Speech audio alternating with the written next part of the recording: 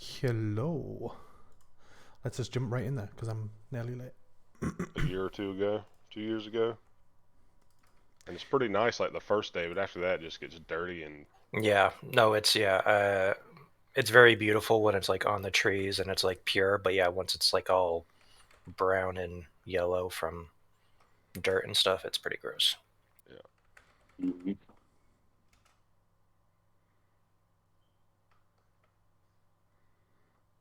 Hello. What's up? Howdy. Howdy, howdy. Um, Let me just make sure my overlay is okay. Think it is. Think it is.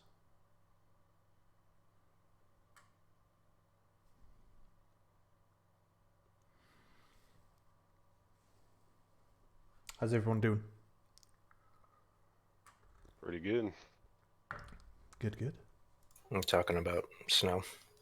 Oh, is it bad? You get, uh, I mean, the roads are still bad, but the city I'm in is notorious for being terrible at plowing. So, Hmm.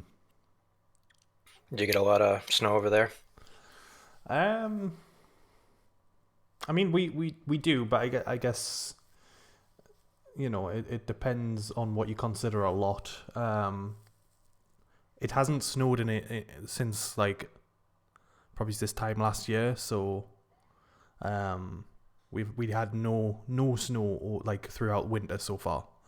Um, but I can see it coming pretty soon. But yeah, I mean, no. Sometimes we'll have like the pettiest little inch of snow, and then next it'll be like I don't know, up to your shins or a little bit higher maybe. And yeah, I mean, where I work especially, it's kind of in the middle of nowhere, so like similar to what you were saying, it's when it comes to like the roads being cleared, sometimes it's just non-existent. But Yeah.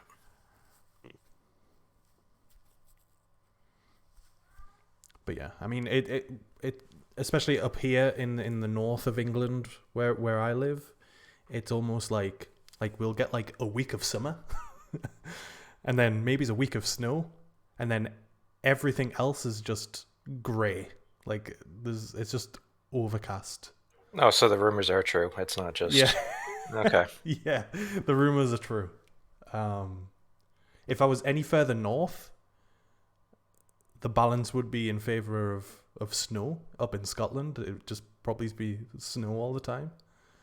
If I was further south, it'd probably be more sunny. So I'm unfortunately in the middle where it's just grey. The gray lands. Yeah, pretty much. Um, everyone's there. Everyone's here. Everyone's here, I think. Oh, Kuma's late. You there though?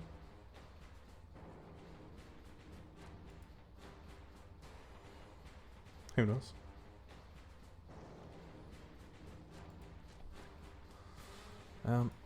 I don't really want to do a recap to that music. Let me just put some calm music on, real quick. Alrighty. So, that's loud.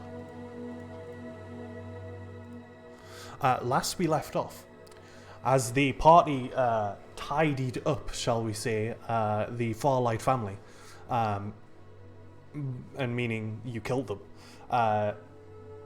you left the small village of Meadoon, heading north back to Northport, where one, your ship is, and two, where you had sort of arranged with the captain of the guard and due to circumstances and by extension the current I think ruler is a bit of a strong word, but lord of the city is, as he keeps a watchful eye over it. He is the person you arranged going to the Farlight family and estate to deal with such criminal activities. And on your way there, it's a shortish journey, maybe it's half a day on a good day. You are, however, ferrying a large egg on a wagon. And with that said, you, travelling north, stumbled upon some, or at least a familiar face in Gavin Lionkiller, a man that you had wronged many months ago in Perrid Hill in the elvish country of Velen. You had killed him. Him being a tiefling, though, presents himself at any point, as you've seen, as a human. You killed him, and he was returned back to the Empire, whence he came from. He has now returned with an agent of the Empire, which you have gotten rid of, and Gavin Lionkiller presents himself to you, having basically flying up in the air right beside Plank. As Plank soared up into the sky, you stumbled or flew upon just a random dude flying there, watching over you all. And as you notice this, we are going to dive right back into the combat where we left off. And Gavin Lionkiller is going to use one of his features straight away. Apologize. So he doesn't want to talk. He does not want to talk. I mean, you can try and talk to him. See how far it goes. That's Dante's job. Yeah, y'all have a lot of enemies. Golden's realizing. Really? Andros is also realizing that they have a lot of enemies. Yeah. We have like 2 or 3. They just keep coming. But yeah, Gavin Lionkiller is going to use his duplicate ability, and as he reaches his hand out, he closes his eyes for a moment and spreads his fingers out. You see 1 Gavin Lionkiller appear, 2 Gavin Lionkillers appear, and 3 Gavin Lionkillers appear as they surround the area, floating up 60 foot in the air just like he is, almost imitating each move that he makes. He is then going to bring his hand in close, and you see the fist light up with this sort of purple-red energy within it, almost like shining a light through your fist. It's a momentary glance of magic and arcane as he does so, and that's his turn.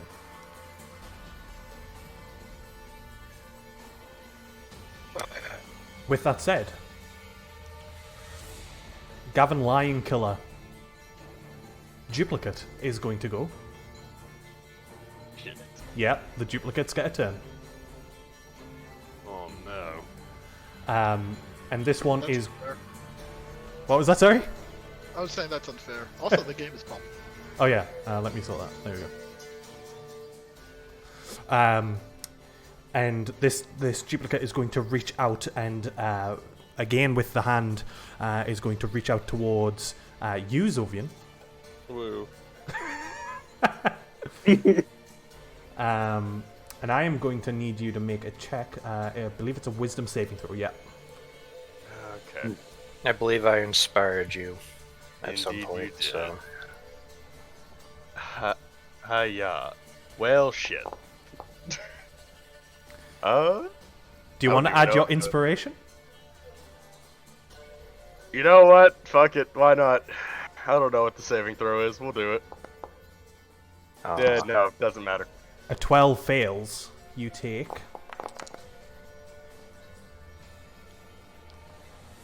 Well, you can see what you take. I didn't mean to publicly roll that, but you take 8 points of psychic damage as the whispers surround you and almost drive you insane for this moment.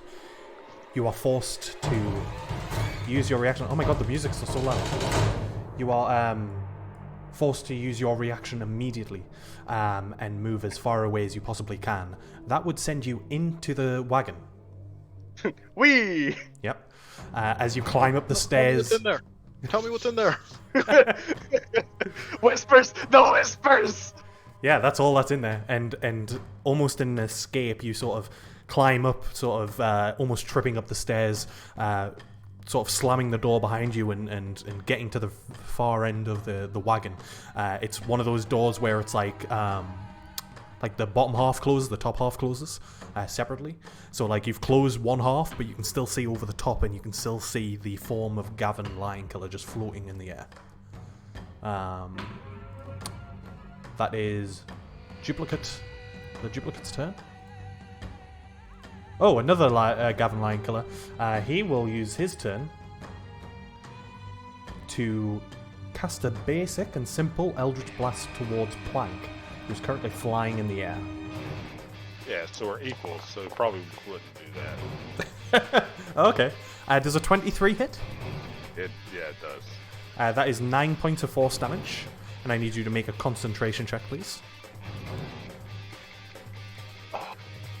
Why?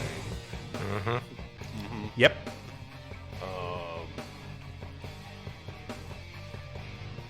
What was that? Con save. Con save, okay. And I get advantage on it. I got battle, whatever.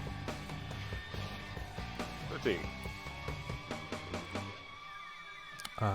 Sorry, 2 minutes. What did you roll, sorry? 13. 13 saves.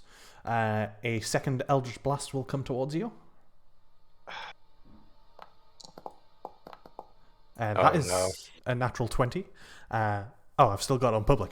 That is 8 points of force damage. And I need you to make another Constitution saving throw.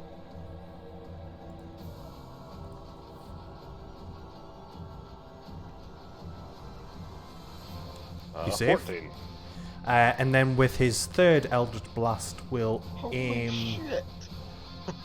Yeah, boy. Is going to aim towards. He doesn't have a great hit on many other people, actually. It's Pike can handle it. So, anyways, I start blasting. Does it at least look cool as I'm getting shot out of the sky? Sure, yeah. He's going to go for a third attack against Plank. I do apologize. He doesn't have a great hit on anyone else. I also think my Foundry is broke because now it won't let me cast it.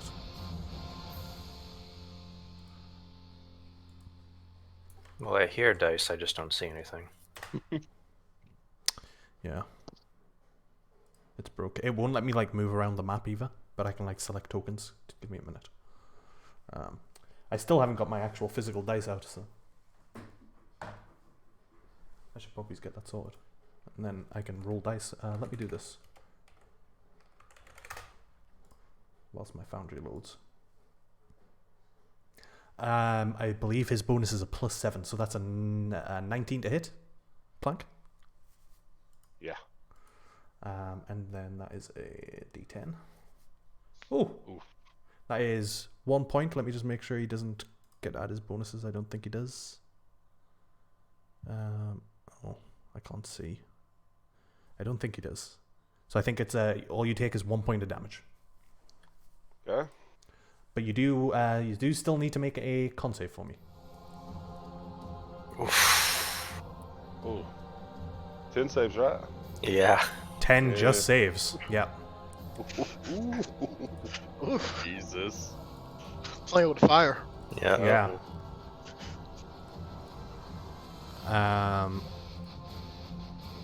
And with that said, Zovian, with your 31 initiative, we have to acknowledge that every time it comes round. 31 initiative, it is your turn. Okay.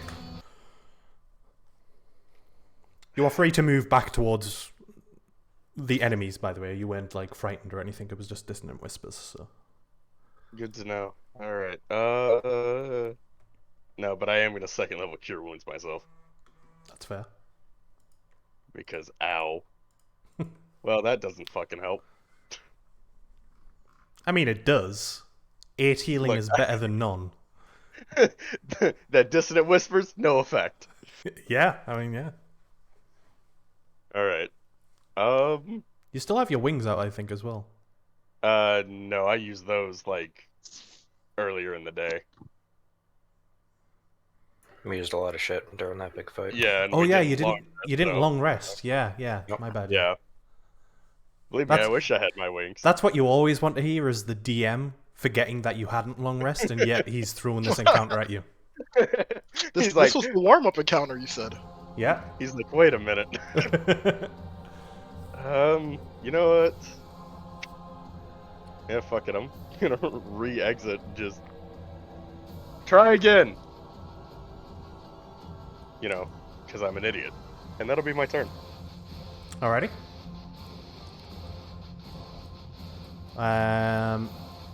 That is Zovian.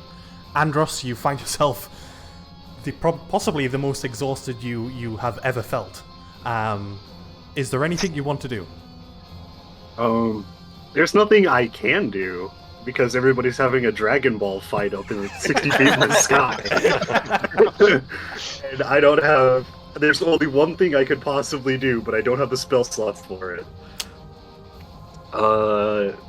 So I'll just hold an action Okay. while everyone's just flying around. What are you holding? If this middle lion killer Okay. gets within like 30 feet of me, Mhm. I'll hold a thorn whip. Okay. That's if and- he does it. I don't And that's know. sorry. Did you say 30 feet? Yeah. Yeah, Okay. Cool. 30 feet. Okay. This man's over here ready to show Lion Killer the whip. It is the most southern lion killer's turn, who is going to land upon the ground. Now, Oh man. I think doing so. That's the wrong tool. I believe that might bring him into 30 feet. So, yeah, if you want to roll your attack. Oh boy, I would love to.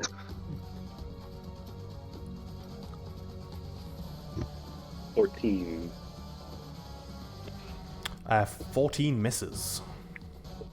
Understandable. As you reach out with the vine whip and it goes towards him, he just brushes it away with one of his hands. He is going to reach out and... Actually, I don't think he can do that right now. So instead of doing anything too crazy, he's just going to reach out towards you. And as he grips his hand in front of him, a skeletal hand appears like around your neck, Andros, as he casts Chill Touch on you. That's a natural 1. It passes through the through your neck, and you just shrug it off, amazingly. And he looks at you, and he says, "I remember your face, Tiefling. Yes, you should return home, where you belong. I shall send you there." And that is going to be that one's turn. Dante. Uh-oh. What's that all for? What just happened with Andros? It's not easy being a tiefling, guys, let me tell you. No.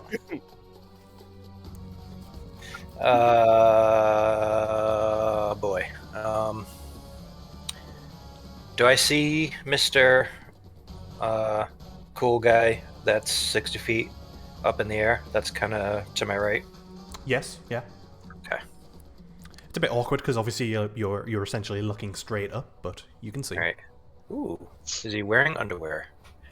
Is he wearing underwear? Roll. Who Ask knows? him the real questions. Ask him politely. You would have to pull his pants down to find out. Questions you never expect as a DM. Sorry, I used British term there. Trousers. You would have to pull his There you trousers down. I'm going to take out my normal regular pistol, Okay. and I will shoot him. All right, roll your attack.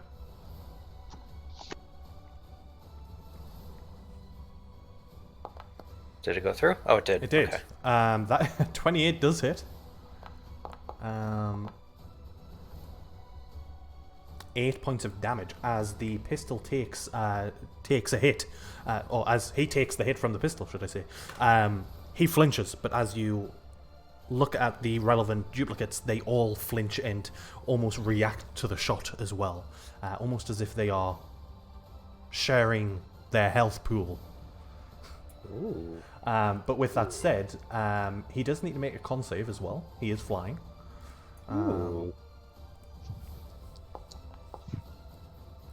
He does save with a 14. Okay, let's try that again. Alrighty.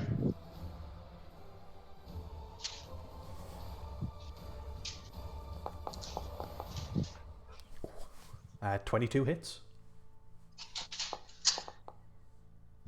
13 points of damage. And another con save for him. Whew. Just saves with a 10. Alright, so I'm blasting him twice. I will move. I'll just kind of move here and look up to Plank up in the air and say, hey, you doing alright up there? No.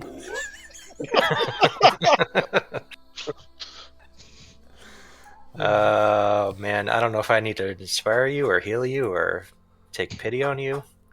All senior citizens should have life alert. I will say, hang in there, man, we got this, and I'll use my last inspiration on Plank. Alright. That's a d6 for you, Yes. Plank. And at the end of that turn, Kuma, it is your turn. I believe you are on top of the wagon. I am, and that now begs an interesting question of, are these guys 60 feet from where they're at, or 60 feet, like, from the ground, like, where Andros is? They are 60 feet from where they are at. Okay, so the one to, like, the southwest of me is elevated 60 feet. From High, like, he's higher than where the other ones are, because he's Yes. elevated. Yeah. Okay.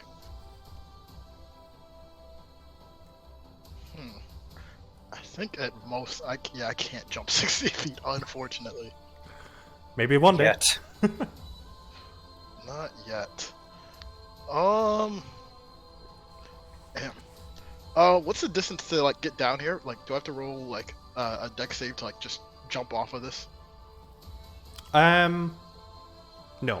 Not if you know it's there. It's like, I can't remember the exact height that I put the wagon at. I think it was below 10 feet, or maybe it's around 10 feet. Yeah, it's probably something like that. Yeah, so I think you would be able to dismount, but just using 5 feet and not have to roll or take damage from it. Like Okay. if you were knocked off, it would be a completely different story. But the fact that you're dismounting yourself, there's no problem. Okay. Damn, everything is, like, wacky for me. Kuma, yeah, I'm just gonna go to that one on the ground. He will jump off of here, and he's seeing all the people in the air. Yeah, that is way too high up for him. He'll start making his way to the one at the south. Alrighty.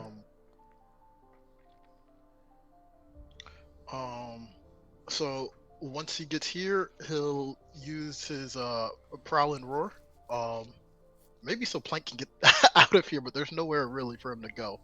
But I'm gonna use my reaction to give everyone their movement speed if they would like to use it.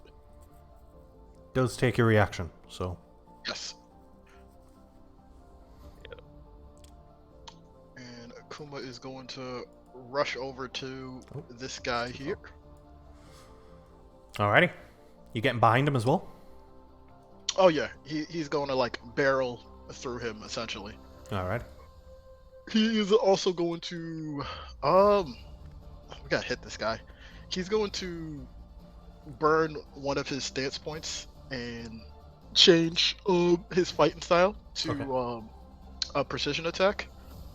And he is going to attack him. Alrighty.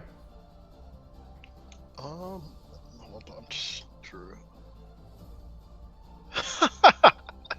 So all my fighting styles have someone that he mimics, and I've always wondered how I'm going to spell this one out. But he kind of holds his blade similar to how Dante holds his gun blade, and he's going to attack him. Interesting. Wow, what a sight! Seeing a bear man do that. First attack is a 5. I'm not gonna. Yeah, it's a 13 in total. I'm gonna use it for the second attack. I'll take my second attack. Aren't you still blessed? I thought you dropped blessed. I think, Plank is flying anyways. Blessed is word. definitely gone. Yeah. I'll make my second attack.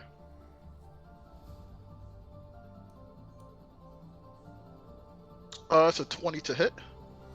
As you raise the blade and sort of perhaps a little bit more dexterously utilize it, and the blade just swings straight through the visage of Lionkiller. Of Gavin. Interesting. I guess it's the end of my turn, but would Kuma be able to even like smell him in front of him? What's Kuma's passive perception? 15. There's a smell there, but it is fabricated. It is false. Okay. You can tell the difference. There's just a hint of a fabrication there, almost like a sort of major illusion type spell in which you could make something smell. It smells like the thing, but you identify that it is not true. It is not the true smell. Okay. That's going to be Kuma's turn. Alrighty. Leofric, sort of having seen what just happened with Kuma, and seeing that Dante actually had some luck against the other Lion Killer, is going to just take a step out from behind the bush and fire off. He unfortunately doesn't have any loose fire lying around, so he can't do the thing that he would normally do in this situation. He's going to fire off 3 scorching rays towards the Lion Killer up in the air that Dante hit. He's going to cast it at 4th level. Actually, is he? Ooh. Yeah, he will. So that'll be 5 scorching rays towards Lion Killer.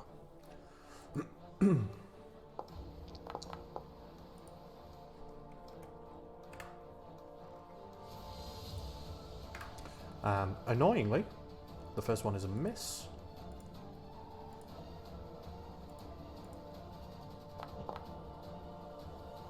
Second one is a hit. Let me just roll all these first, and then I'll do damage and such. Oh, that's a natural 20. Oh. That's 3, 4.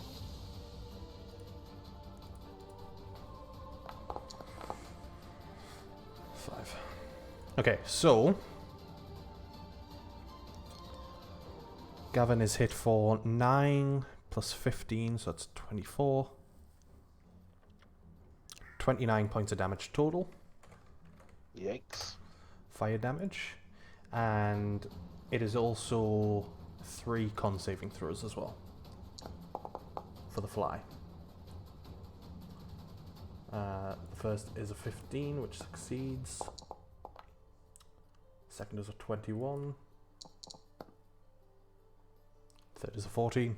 So he's able to concentrate and keep concentration on the fly spell, but certainly got hit and hurt by Leofric, and he is just going to duck behind the bush again. After Leofric's turn, Gavin is going to utilize a legendary action.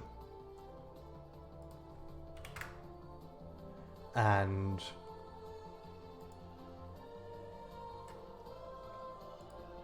this time you all see anyone who's focused on the this Gavin up here. You see the entire body shimmer.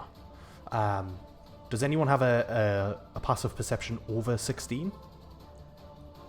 I think Dante does. Kuma's is 16. Mine is 16. Yeah, mine's 16 too. I think Andros, yeah. Andros, I think Andros would technically be a disadvantage, so your passive would be reduced because of that, unfortunately. Sleepy eyes. Yeah.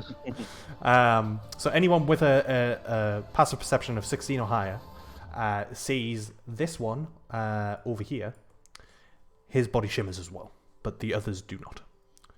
So this one shimmers, and then this one to the left does as well afterwards. And with that said, that is a legendary action used. It is over to you, Thoth. Thoth is going to 5, 10, 15, 20, 25, 30. He's going to get right here, and he is going to cast Magic Missile at him. You see, go open up his palm, and then both hands, and you just see little bitty missiles just coming out both of them. Well, hopefully that works. Man, both spellcasting, he hasn't really done that in a while. Yeah. Magic missile's always weird, so you might just need to manually roll each one. I think you get 3 at level. Yes. Level 1. So there's another D4 like +1. And then another D4 plus.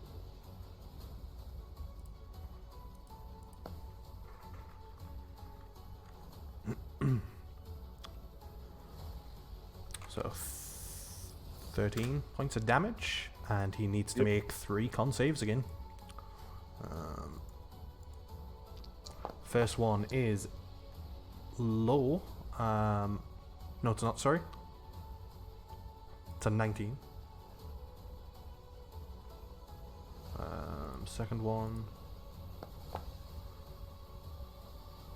18. Last one, 16.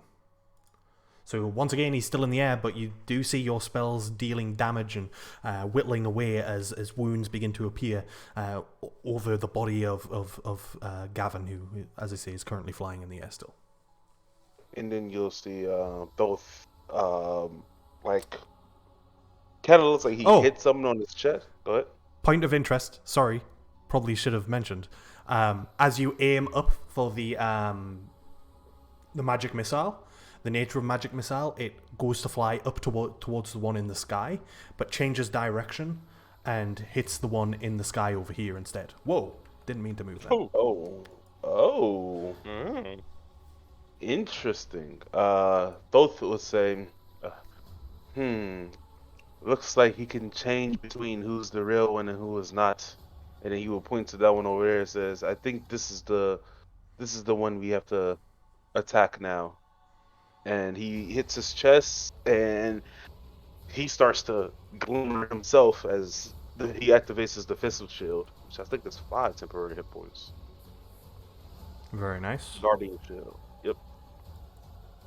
Use one of those uses. 5 temp HP. Is that your turn, Thoth? That is my turn. Alrighty, after your turn, Gavin is going to use a legendary action to control Shadow. Kuma, roll an attack for me, please. Like, just an attack roll? Just an attack roll with your weapon, yeah. Okay.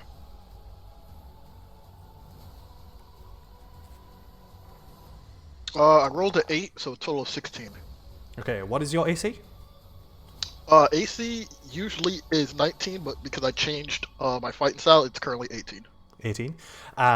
As you're standing there, you see your shadow move from its usual position, almost as if it takes a side step, and then lunges in with the blade from the shadow.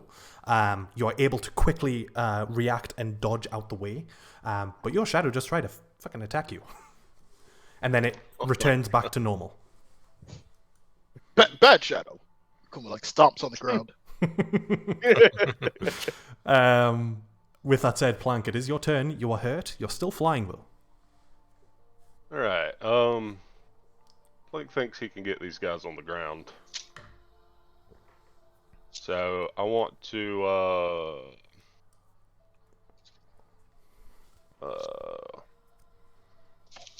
we call that a straight line, right? Yep. Yeah. The elevation's a little bit different, but not by much. You can hit them both with a lightning bolt. Okay, yeah, let's do a 5th level lightning bolt, and I'll maximize the damage. Oh, Plank's mad. there we go. There it is. So it's a 17 to save, 60 damage if they don't save. He As said you- the thing. As you utilize your lightning bolt, it passes through the illusions. Aw. Plank does not listen. Look, Plank's a simple man. No damage, but the spell is used. And I would say that I think the feature, you can choose to do so after you hit. So you don't have to use the feature in terms of maximizing damage. Okay. But the spell slot is used.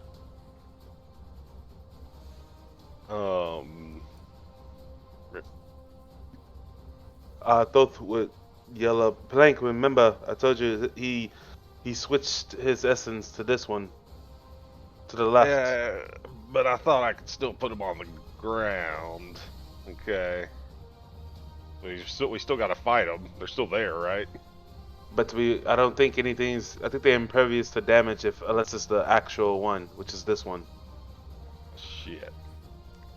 They are getting hurt, but only when the main Gavin is being hurt. They are showing damage, but only the same damage that is being dealt to the main one. Okay. Well, Plank will fly. He'll get behind some of these trees over here. Okay. Are you flying down a little bit as well, so you can actually use the tree as cover? Yeah. Whatever would get me, like, covered behind the tree a little bit. We'll say, like, 25 feet. Okay. Alright. That's my turn. Coolio. With that said, after your turn, one last legendary action. Another control shadow, I think. This time towards Dante. Dante, roll an attack for me, please. With whatever weapon you were wielding, I think it was your pistol. No, I used my gunblade as a melee. So it would have been 2 higher. 2 higher? Andros, does a 26 hit? Yeah. God. Roll your pistol damage for me, please, Dante. Oh boy. Oh god. Dante, please.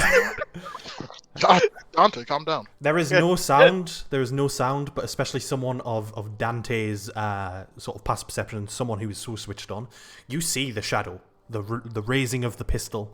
You see the sort of recoil of it, and you see the impact on the other side as Andros is hit by something in the back, and you see blood sort of spurt out. That is that turn. It is Gavin Lionkiller's turn, actual turn. This duplicate's turn, at least. He is going to...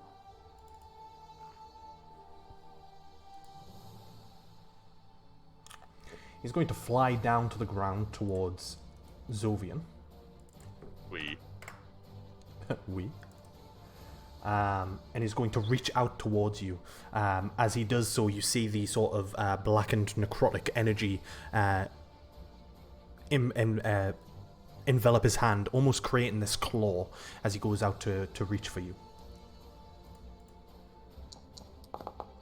That is a bad roll, though. That's an 11 to hit. As he reaches out towards you, you're able to just sort of dodge out the way, use your shield, and block the attack. You are not hurt by the vampiric touch. Over to this Gavin Lionkiller, who's going to take aim. He's going to take aim towards you, Plank, but obviously you've got a bunch of cover here. I'm going to say it's 3/4. Which I believe, is that +5? Yeah, you get a +5 to your AC. Okay. And this is just going to be 3 Eldritch Blasts. That is a 19 to hit. Nope. Oh, that is a 25 to hit. Oh, that one hits. That is 5 points of force damage to you, Plank. And a con save for me, please. Damn these con saves. Whose idea was it to fly? You do succeed, though. 17. He's then going to change his... Actually, yeah, he's going to change his third attack towards...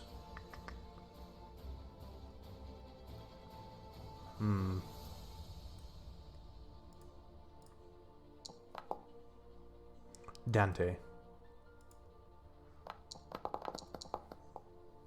That is a 10 to hit, which I imagine misses Dante. Nope. And then Gavin proper, his turn.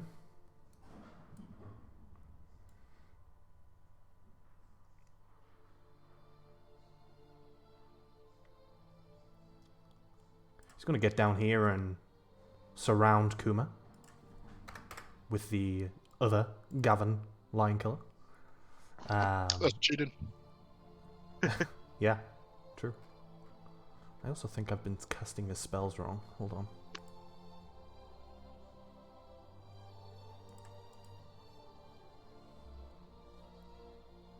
Okay.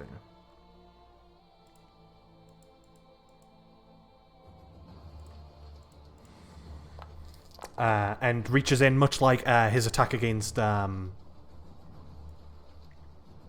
Zovian. Once again, the necrotic energy surrounding his hand reaches out. It's another 11 to hit, which misses towards you, Kuma, and he is left just standing there. Excuse me. Okay. With that said, it is Zovian's turn. Okay. Real quick, is the one that came over to me glowing? The glow that I described was a momentary glow, so none of them are currently glowing. Gotcha. Okay. Need to double check.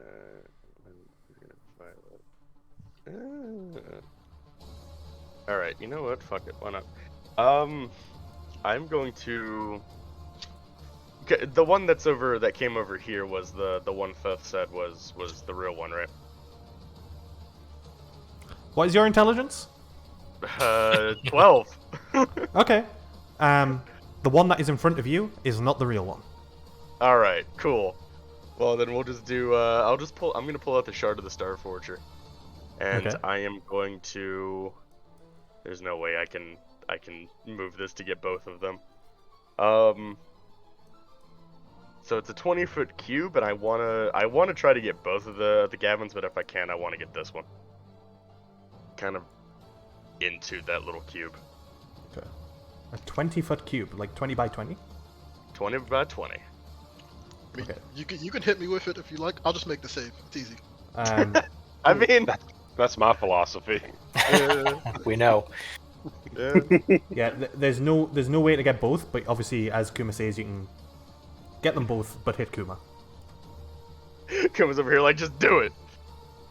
So, you know what? Fuck it. You got this, Kuma. I believe in you to make this save. He's not gonna make the save. I believe in you. I believe. Anyway, it'd be a deck save. Deck save? It's fairy fire, Are you? Wait. That is a 21 for Gavin. bitch. I was asking, were you coming over here, or no? Me? No. Okay. I didn't know if I had your aura or not. Alright, deck save. Nope. Unfortunately. I didn't pass. All right. Well, neither did Gavin. Glow. Neither did Gavin. So I'll just drop Alright. the spell then. Bastard. Wait, no, Kuma wants to start glimmering. Everyone's glimmering. He wants to be part of the club. Yeah, Thil's doing it, Gavin's doing it, I'd like to do it. Now, Kuma, if all your friends were jumping off a bridge, would Yes. you also jump off? Okay. Yes. The unfortunate, sad truth is that Kuma would probably live. Yeah. Kuma would probably start it. Yeah, well, yeah. Yeah. That's fair. Bran. That's Bran. Yeah, Yeah. also true. Yeah. But, I mean, it's certainly not Bartram. Oh. Oh, no, he tried. He gave it his best shot. Only one with wings. You know, is- I think that moment has solidified that all of us would jump off a bridge if we were Yeah. told to. Yeah. Yeah. Yep. All right. Well, that's it for me then. Fucking bastard being dexterous. Alrighty. After your turn, Kuma, you notice that the Gavin to your left shimmers. What is Thoth's passive perception? 15. Okay. Oh no, Dante, you would notice this one shimmers. Okay. Just skipped Andros, sorry. Andros, over to you. So yeah, my tired eyes did not see the second shimmering again. No. But would I still be under the impression that this is the real one Yes. that Thoth came at, right? Cowabunga dudes. Alright, we move 15. I'm gonna do a good rage, because regular rage doesn't exhaust me. Yeah, true. And I will take... Yeah, because I want to make sure... It's been a while. I want to make sure... Yes, I do have extra attack. Okay, cool. So I will reckless an attack on both lion killers, Okay. just to be sure. I can't know anything. That's fair. The first one will go towards this one because Okay. I still think he's the real one. Cool. Yeah, roll your attack. That needs to be at disadvantage. It certainly does. I'll just roll again. Yeah. Boy howdy. Oh, Disadvantage or That not. is unfortunate. 17, the blade passes straight through Gavin. Angry. Alright. I'll swing at the other one. Mm-hmm.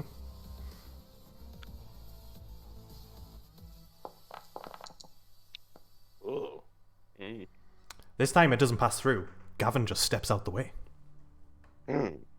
Angry. Ladies and gentlemen, we got him. We did it. I'll smirk. And that'll be about it. For Alright. old Andros. After your turn, a legendary action. Please no. Please. Plus. I was kidding. Zovian, Oh. roll an attack for me, please. Oh boy. Zovian, stop hitting yourself. 26. Does a 26 hit you, Zovian? Yeah. Roll damage, I'm pretty please. sure you have to smite yourself. I was about to say, yeah, I think you get a smite as well. Ooh, Oh my god. Oh, Jesus. Disgusting. Why would you do this to yourself? As the shadow sidesteps and swings from left to right, sort of cutting through the midriff, you take 8 points of slashing damage and 5, I guess, reduced to 2 radiant damage. Cool. Fucking ow, I hurt. After that, it is Gavin's turn. Or a Gavin's turn, should I say. He is going to, once again, is going to reach out. Actually, yeah, actually, he's going to use this. I need both Andros and Kuma to roll strength saving throws, please. I get advantage on that, so it's a straight roll. Yeah. Thank God. 26. Never Succeed. mind. 14. Andros fails, just. So, Kuma, you take, 7 points of necrotic damage. Andros, you take 13 points of necrotic damage, though reduced. I believe, if I have my tieflings right.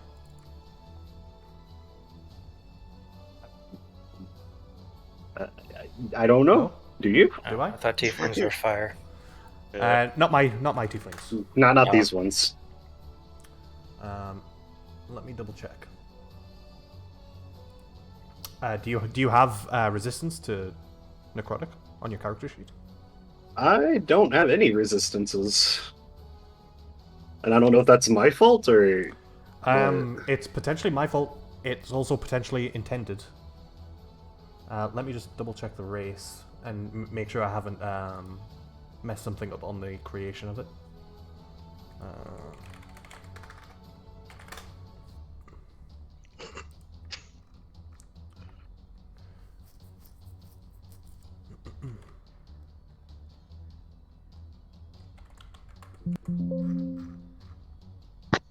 Nope. You're good.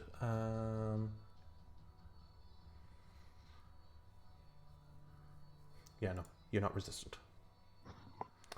So yeah, you take the full 13 points of damage. I apologize. Sorry if I get your hopes up. And you also, you cannot take any reactions as these shadowy arms reach out from the earth and just slap you both about for a bit. Kuma dodges the majority of it, but they sort of wrap their sort of tendrils, these sort of shadowy tendrils around you, Andros, restraining you slightly. That is Gavin's turn. Dante. Okay. I will say I think the real one's over here now, and I'll kind of gesture to over there. What is that distance? 30 feet. He's also 60 foot up in the air. Ah, he is 60 feet. Oh, man. You flying son of a bitch.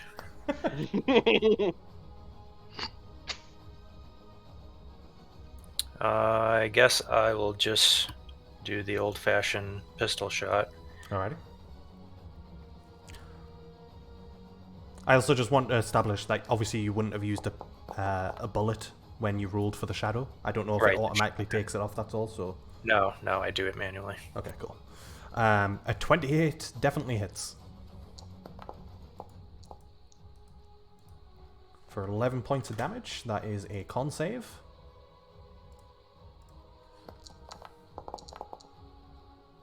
That is an 18 saves. But you do hit. Let's try it again. And you all hear as Dante fires off his pistol, you all hear it echo throughout the area. And as he hits his target, you all see once again the duplicates flinch in pain. And a 17 does hit as well. For another 11 points. Nice. And another con save.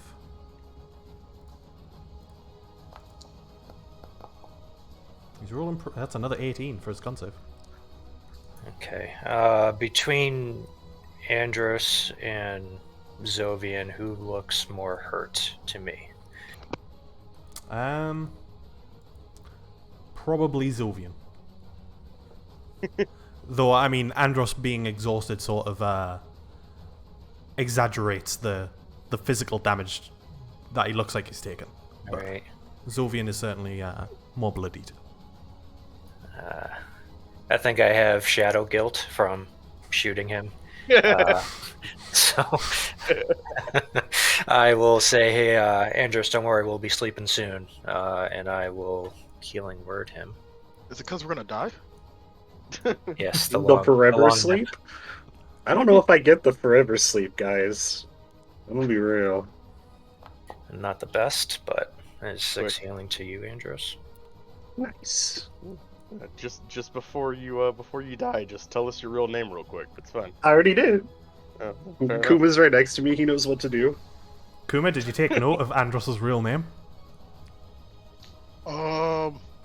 Maybe. I'll give you a hint. It's Andros. We went over this.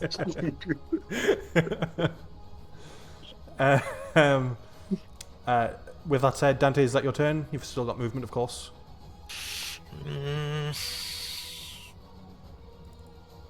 You know what? I'm gonna go on top of the cart. Okay. Roll a What a roll an man. athletics check. Oh God, why did I do this? Everyone wants to be like Kuma. Oh, all right. That's right in the middle. Oh, you've got a minus. You've got a +0 to your athletics. I'm surprised. Yep. Good old jack of all trades. However, unfortunately, due to the current circumstances and being in the midst of battle, you don't fall, but you find climbing onto it somewhat difficult and are unable to do so. Man, this cart's real slippery, guys. Zovian already knows. After your turn, another legendary action. Dante, roll your pistol attack for me, please. Oh, jeez.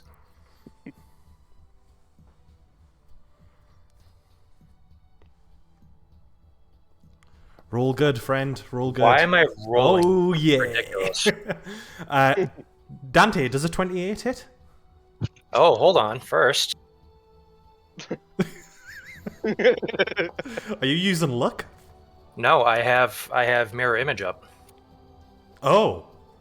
I can't remember But which way mirror image goes. You must roll a 6 or higher, and I rolled a 4, so no. 28 definitely hits me. Okay. Roll your damage for me, please. I forgot about your mirror image. Yep. 10 points of damage to you, Dante, as your shadow once again sidesteps and you see it raise the pistol up towards you almost point blank, and you feel the pain in your head as the ringing begins, and you just feel this dizziness take over. We're going to talk about this when we're done. With that said, Kuma, over to you, my friend. So there's the one that didn't glimmer and the one that did glimmer. That's next to me, right? This one glimmered. You didn't see which one glimmered after that, but Dante did point them out. Yeah, but he's so far away. I mean, there's no way I'd be able to get to that anyway.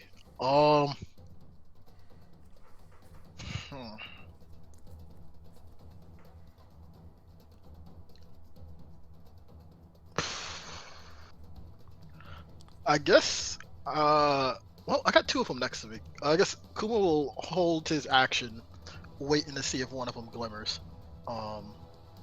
Since they're both there. Okay.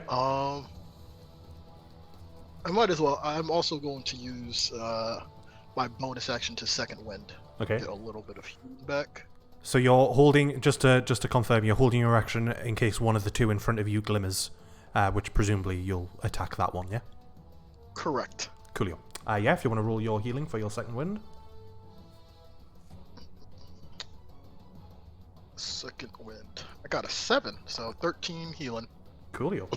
Also, it sort of bypassed me before. You did change your stance. Were you wanting to? I did, and I completely forgot, and I was like, oh, it's too late. I'm not gonna even. No, it's fine. I mean, it's completely new. It's homebrew, so we'll allow some teething issues in terms of that. So if you want to find anything out now, you can. I guess yeah. I'll learn the information about him. Just regarding the resistances and stuff. And the AC, yes. Okay. So. And if he's vulnerable to anything. Yeah. His AC is 15. Oh, if I get my hands on. He is resistant to psychic damage. And that is it. Okay, no immunities, no vulnerabilities. No immunities, no vulnerabilities. Okay, perfect. Thank you. With that said, it is Leofric's turn. Once again, stepping out from the bush, he's going to move around. He has a pretty good shot, though the tree might be blocking his view a little bit. Actually, no, he's 60 foot. He's good. He's going to fire off. What's the range on this? Enough. Okay, he's used 10 feet. He's going to move forward 20. And he is going to cast Hold Person on Gavin. Oh.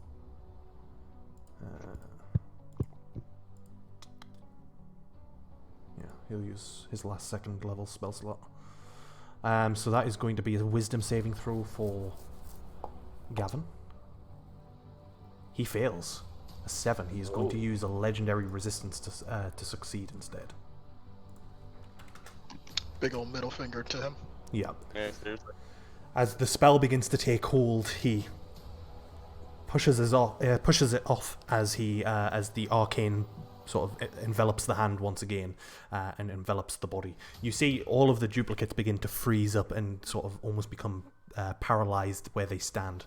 But after a moment, they shake it off.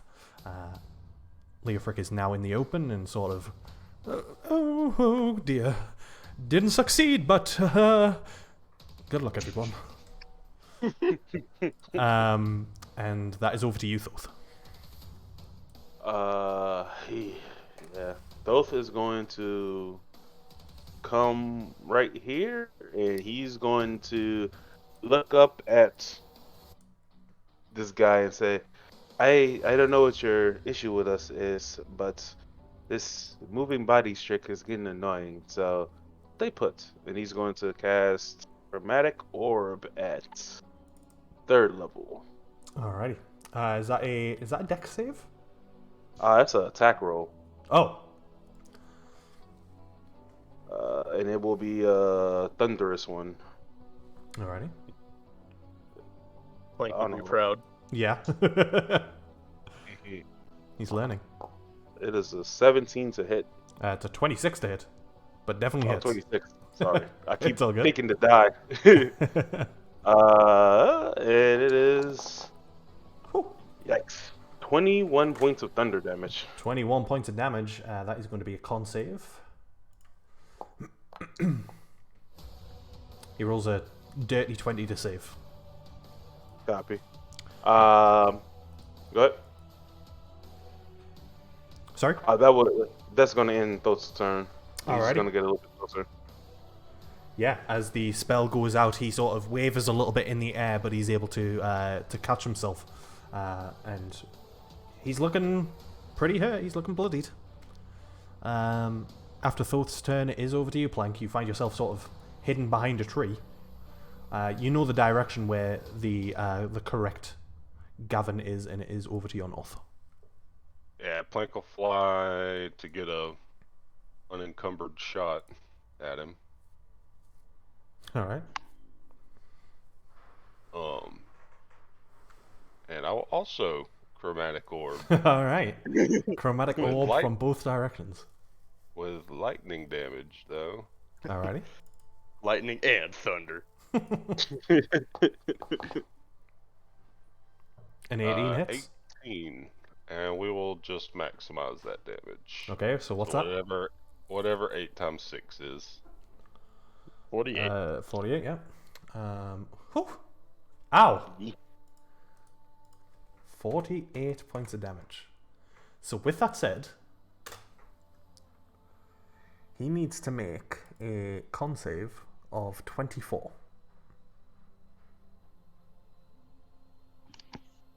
He can't save. He would have failed regardless, because that's an 8, even if you didn't do so much damage.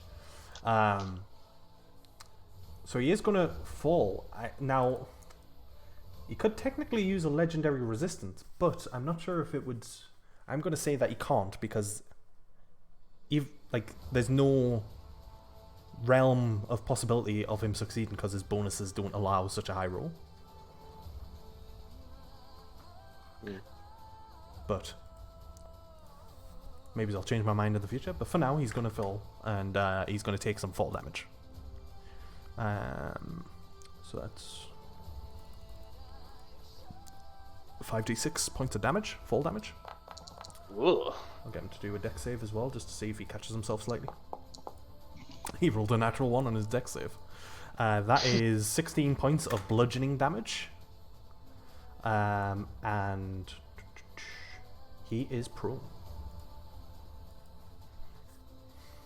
Anything else on your turn as you see the form of Gavin fall out of the sky and just slamming into the dirt, sort of mud and dirt sort of kicking up from where he lands? I would just like to use the rest of my movement to land about right here. Okay.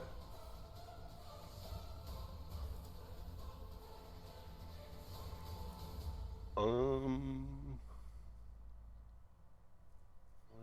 see.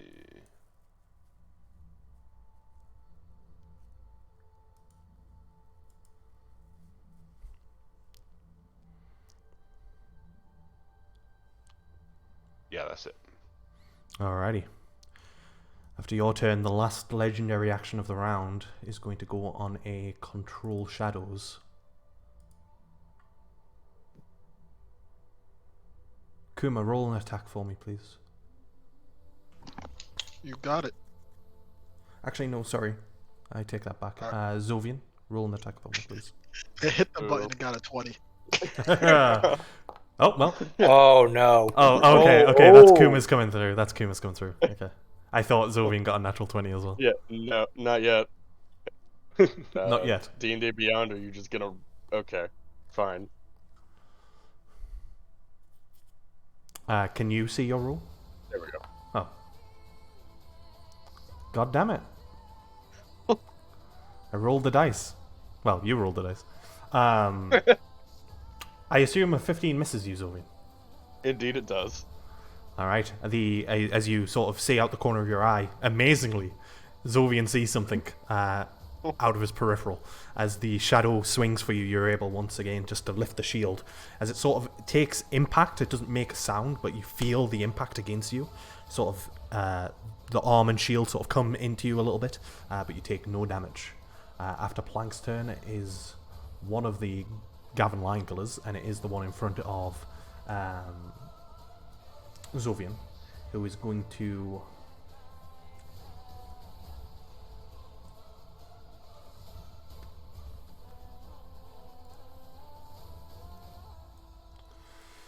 Okay.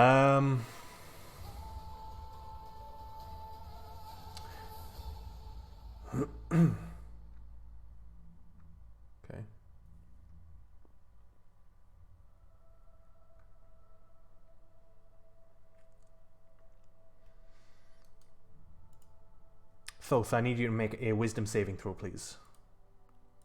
Copy. Wisdom.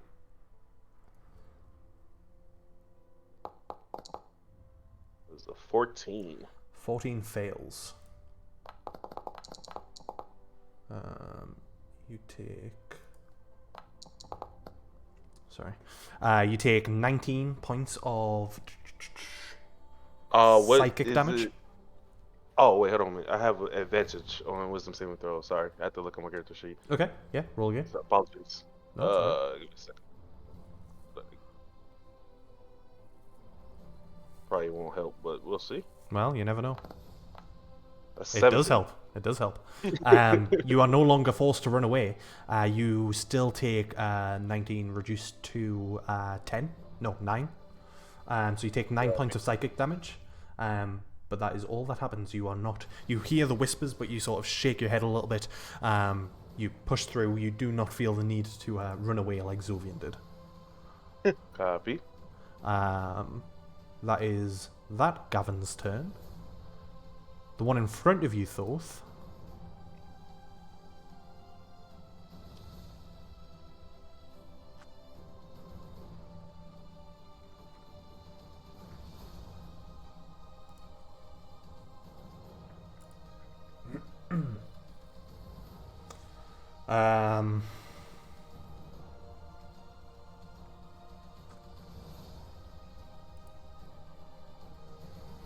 Is going to cast Dimension Door.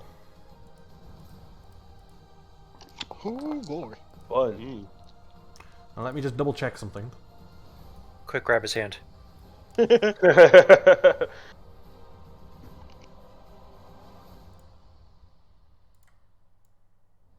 Whoops, I've used the wrong tool again.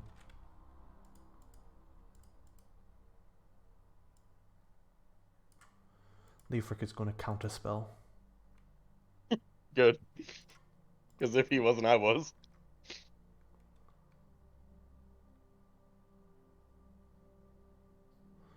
He is going to have to roll for it. Where are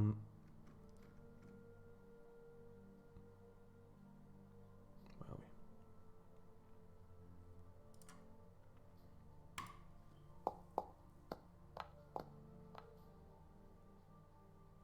He fails his roll. The counterspell fails as he reaches out and focuses on the magic as he attempts to counterspell the dimension door. It fizzles in his hand, and he. For the gods! God damn it! Can I see Gavin? You can. Counterspell. Okay. What level are you casting it? Just that it's basic It's third level. basic third level because that's all I got. Yeah. Yeah. Roll a. For you, it would be charisma. Yeah. So we'll see. Voila. Ah, that was a 13, and then it wasn't. It is not meant to be, as Right. Gavin disappears from view. As does the duplicates. And at least for the moment, there is no immediate threat surrounding you. The forms of Gavin gone for now. And the moonlight starting to shine above you. It is late, or it is getting late at least, and you still have hours ahead until you reach your destination. But for now, you're safe.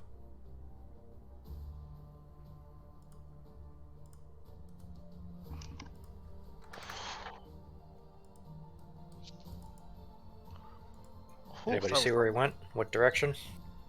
He just vanished right in front of me. I think he used a spell.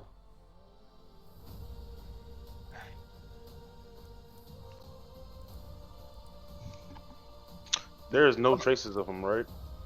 Nope. I guess to describe it a little bit more, he would have actually like summoned a doorway and sort of passed through it, like jumped through it, and then as soon as he passed it, it would have sort of swallowed him up almost, and dissipated completely. You would recognize the spell. You would recognize that it is a dimension door.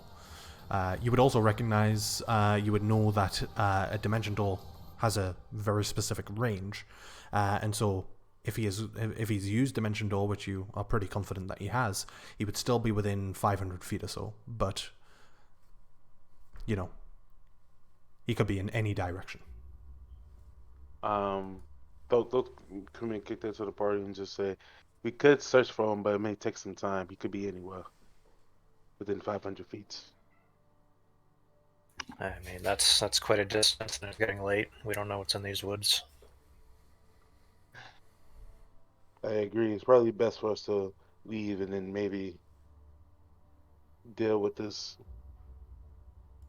Did he say his name?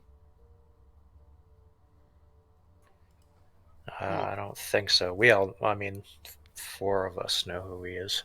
Yeah, Alright, he didn't announce himself or anything. This other. Could I tell you he's a tiefling or did he look like a human? He Human, just looked like a human, yeah.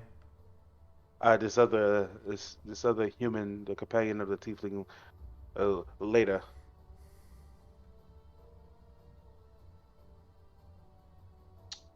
Kuma wants to finally look inside the cart that he's been trying to do this entire time.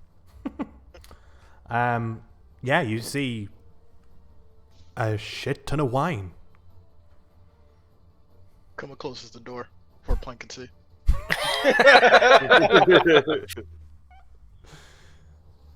Yeah. I drop my rage, and I just kind of sit down where I am. That is fair enough, yeah. A well-earned sit down. God. What do you all wish to do? The bodies that are here, Mhm. do they have? I mean, they're obviously murdered. Do they have? I don't know, like the equivalent of personal identification, wallets or uh, something that when we bring it back to town, we can let people know that these people were killed. Yeah, roll an investigation check for me, please.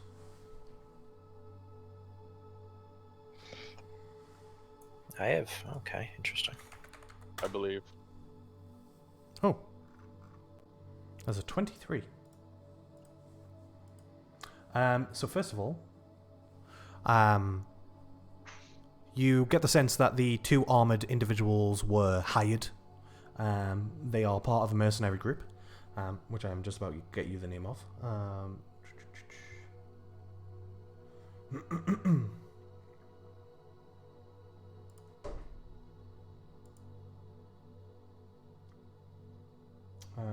Where are we? There we go.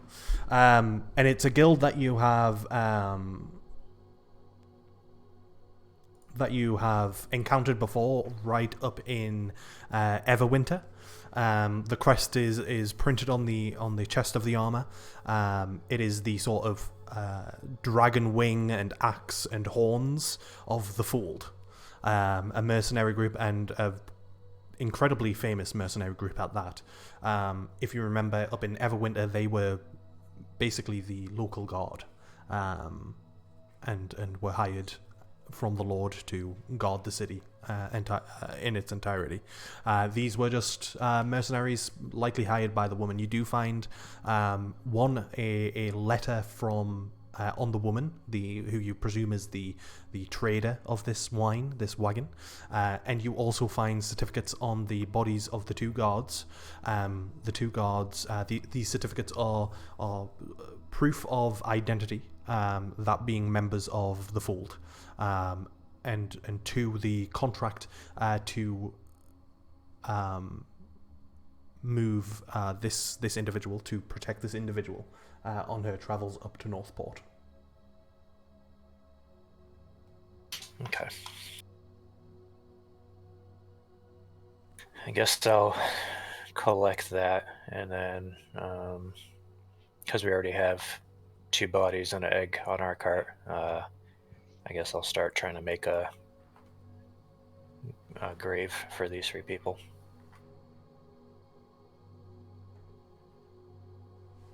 Yeah, you can start the process. Obviously, it'll take a few moments or a little bit, but you can do so.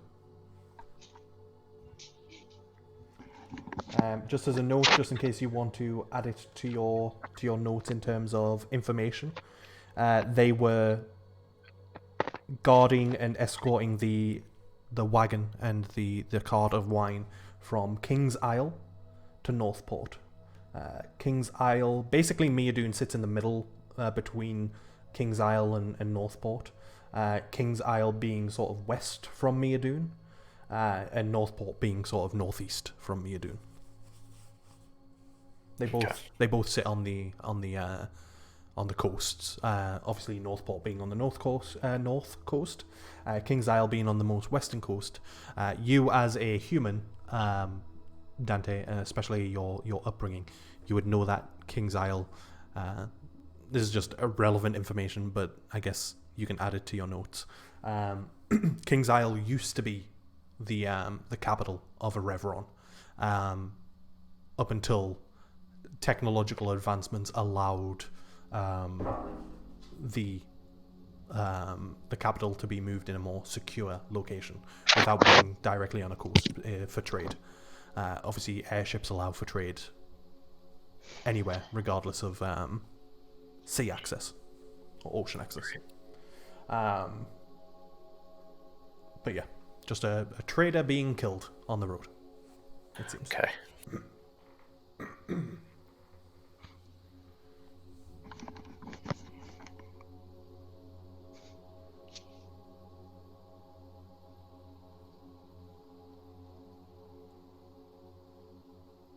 Anything else, anyone? I'll help Dante with burying the bodies. Mm-hmm. Kuma is definitely ransacking this cart for wines. Okay.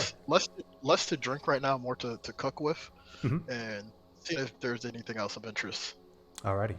As you look around, I mean, there's not too much of interest. There is a small money box, it seems, sort of not hidden away, but it's certainly pushed to the back under one of the shelves behind some wine. You see that, but the other thing that you see is something of particular interest, or at least of note for Kuma, and that is a particular wine. He picks it up. Yeah, as you get it. Sorry. It's a sort of reddish purple colour. And it is called the Galmi juice. Spelt after your jungles. I was about to ask, was that on purpose? Yeah, you imagine that this is a wine that they've gathered some fruits or some of the grapes from the Galmi jungle. Okay. So it would probably, just as a note, it would probably be quite exotic and expensive here, because obviously where it came from, not only is it a dangerous location to get some grapes from, it is also very far away. He tucks that one in his bag. He's not really interested in money or anything like that. Mhm. And finally, like, kind of open the door. He's kind of been a bouncer or his door, and kind of go back out and say, there was a lot of wine in there. I don't know why you wouldn't just let me look at it.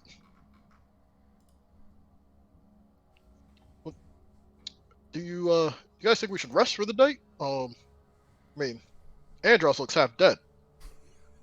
Yeah, I am.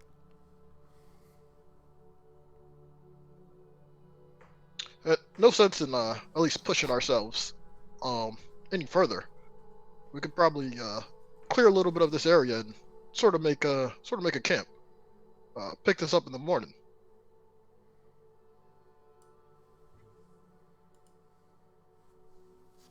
How much further are we out from the city? You're probably half a day's, not half a day, sorry. You're probably halfway there. It took maybe 4 to 5 hours to get there on horse last time. You're making much slower pace at the moment because you're not able to utilize the horses and the cart as much. So you're probably looking at maybe another, say, 3 to 4 hours worth of travel. Both will say, why don't we just push through since we're pretty close to the city at this point? Oh, because Andros is basically dead. Plank almost got shot out the sky. If we run into any other trouble, it's probably not looking good for us. Do you not think the trouble will come while we're camping? Out in the open? I mean, maybe. I'm not really a psychic or anything. I just think the risks are the same, so maybe we should continue, but whatever the group wants to do, of course. I mean, one short rest and I'm good to go. But some of you others, I mean, kind of look beat up. Either way is fine with me. I just need to know if I need to start making camp.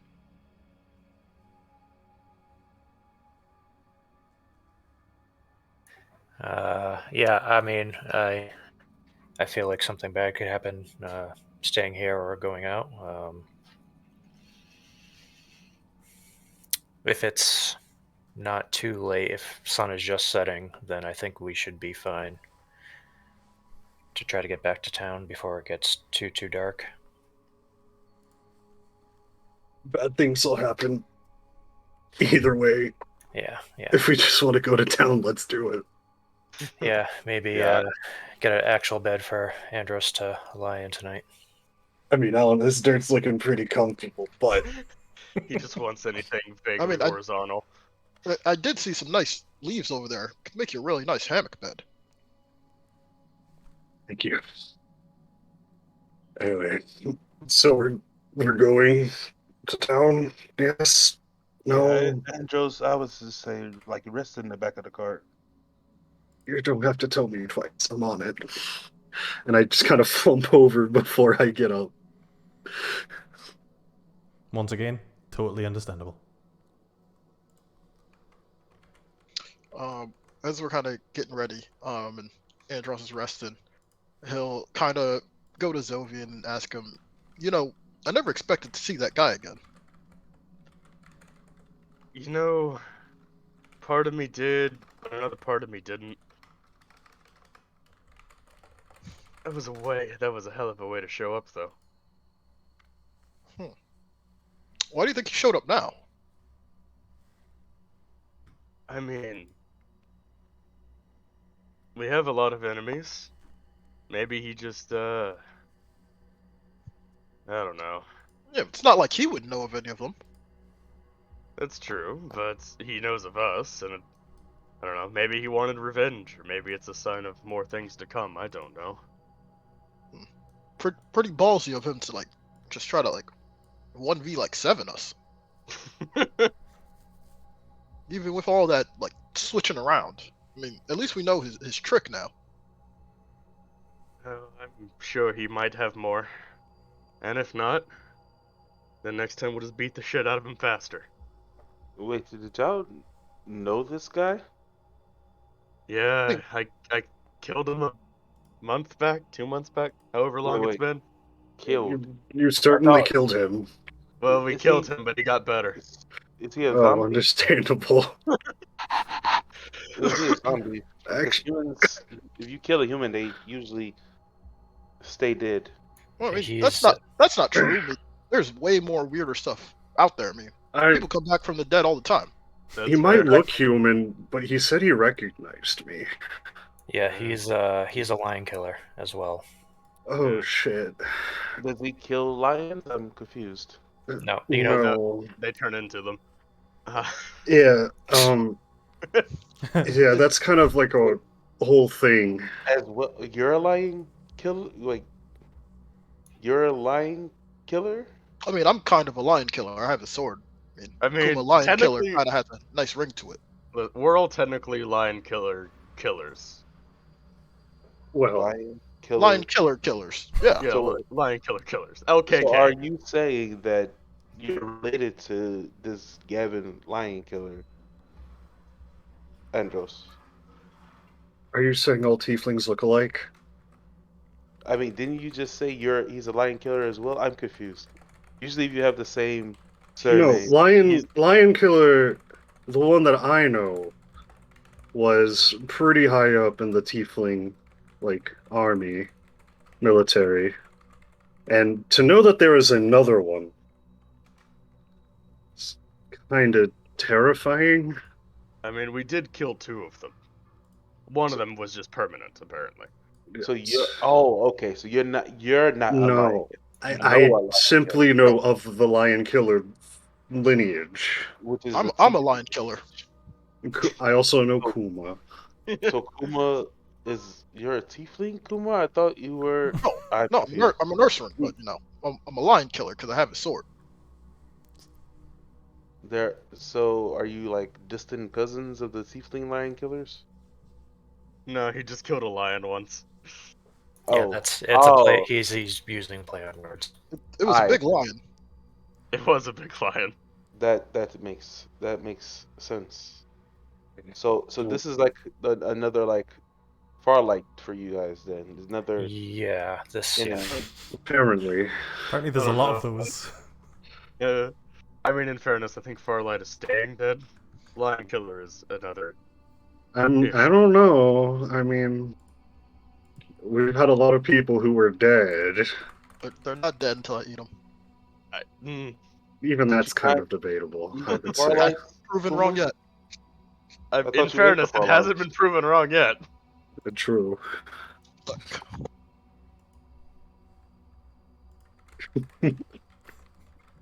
Well, do you have any other enemies maybe we should be prepared for? Throw a dart at Well, a dartboard and That's usually a pretty good example. I mean, it I'll be really. upfront. My only enemy is the Mages Guild. I, Other than that, I don't have any direct like individual enemies, to my knowledge. I could That's be a wrong. big. That's a big enemy. I mean, it really seems like the entire Tiefling Empire really doesn't like me at the moment, so I think we've got that. But I think you guys made them mad way before I came along, so So, maybe we share that in Andrew, common. Uh, so your entire empire is against you. Are they actually hunting you? Well, they keep threatening to send me back, and I did come face to face with the Emperor not too long ago, and he seemed pretty displeased with me. Um, Is there a way for them, for you to, I guess, disconnect from the empire? Is there a way to prevent the Tiefling from getting sent back when they perish in this world? all kill them. right, yes, kill them, but you have to do more than that. An extra step that apparently you didn't do with this lion killer. In fairness, we don't know this one's name. That's true. You have to say their real name, and then they turn into a statue, or Yeah. else we just turn to dust and return to the motherland. Yeah. Do you And know that statue on our boat? Yes, I That's do Lion Killer. remember the statue. that is one of the lion killers, yeah, and it makes me really uncomfortable every time I'm near it. Like I know he's dead, but I don't know. If you have any complaints, please lodge them to the ship's cook. That is peculiar. So why would a Tiefling ever give out their real name? Maybe they're sick of living. Could Yeah. be one thing. Or I Or they just guess, don't want to go back to the Empire. yeah, in Andros's case. Yeah. Yeah, and just so we're all clear, Andros is my real name. Don't let me go back. I just want to jump in real quick. Thoth, could you make a history check for me, please? Sure. Also, would I know this lion? Because I knew the other one kind of by reputation alone. Would I know anything about this one? Um, you can also roll a history check. All right. Thoth, you actually know that there are particular sects of the Mages Guild, usually holding the rank of Seeker, that specifically are trained in claiming a person's true name. It might be only now that you're realizing their purpose in terms of, the Tiefling Empire has been a threat in this world for nigh on 2,000 years now. But yeah, you come to think of it, like when you sort of hear all this information about how to truly kill a tiefling, your mind jumps to a very sort of brief experience of learning as you've done your research or through your experiences, that you certainly learned of a sect of Mages Guild members that were specifically trained in claiming a person's true name, even if they didn't want to give it. Thoth would say that is peculiar. The Mages Guild actually has organization dedicated just to find out someone's real name, which I think could be to combat these tieflings.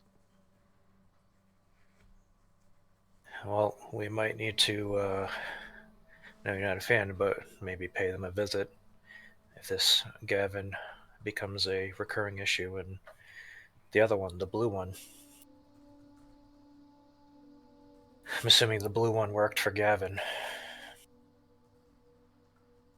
Christus was his name?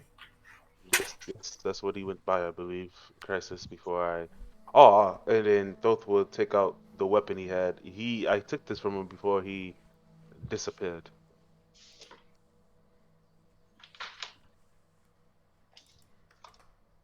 All right.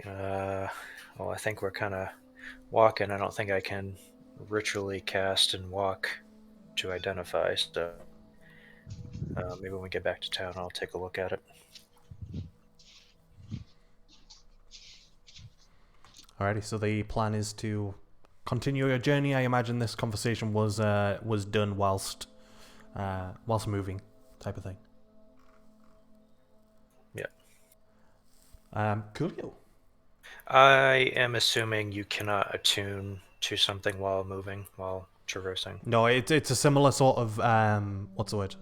Ritual. Ritual. Yeah. Okay. So you would have to focus on it, and you would have to be sort of in a stationary and an environment that wasn't so bumpy. Okay. So even if you sat on the cart, you wouldn't really be able to. Okay. Speaking of that, I make sure to pick up my staff that I left against that tree. Good Easily call. done. Yeah. Glad you remembered, because I would have forgot. Hey guys, where's my? You guys see my staff? Anyone seen that incredibly powerful staff? Thoth is going to tinker with his gauntlets while they're traveling, if he can. Are you on the back of the cart Yeah. along with Andros? If there's space. If there's not space, he'll just... Yeah, I would say because of the egg, you have a bunch of loot back there as well, I believe. Like you looted a bunch of stuff from the This is true. from the estate, and Andros. I would say that it's probably at maximum capacity. Alright, that's fair. But nevertheless, after a handful of hours, you feel the weight of the journey sort of getting to you. I do need everyone to make a Constitution saving throw, bar Andros, based on the fact that he's not actually physically doing anything. Yeah, I'm sleeping. We didn't take a short rest, right? We just kept on moving? You just kept on moving. Okay. Those within 10 feet of me do get a +3. I'll say everyone gets it because unless anyone is specifically trying to stay away from you, 10 feet covers quite a bit. So, Yeah. So everyone gets a +3. Yeah, got a nat 1. You did, I did. but You did. nat ones don't really matter in So I this get respect. I got an So 11. yeah, everyone over a 10, which is everyone, I think, succeeds. So you are not exhausted. As you push through the last hour or so, obviously at this point completely dark, but you do off in the distance. At this point you get to the swamp, which obviously makes it a little bit more difficult to traverse. But as I say, you see the lights of the city up ahead, and eventually make your way to the edges of Northport. Despite Northport being such a huge city, there are no natural walls. There's no like sort of man-made walls here. There's no protective walls around the city. So you are literally just able to walk up to the city and maneuver your way through it and get to wherever you want to get to. As I say, Not to take up too much time, Mhm. with like the swampland, would Kun be able to like find any herbs or flowers like on the way with us You- walking? you can certainly try. Roll a survival check for me, please. 29. 29. 29? Wait a minute. What? 29? Yeah, I got a 19, and I have a +10 God. to survival. Okay. Yes, expert in survival. It took me a minute to realize what you said. I was like, oh yeah, 29. That's normal. You find this and it's quite common here, as you can see. It's this sort of, it's not nice to hold, but it's this sort of root that it's thin enough for you to pick up and obviously break off and pick up and carry around. It's not like a huge tree root or anything. But it's these very thin roots that have taken up a lot of the moisture of the swamp. Roll a nature check for me as well, please.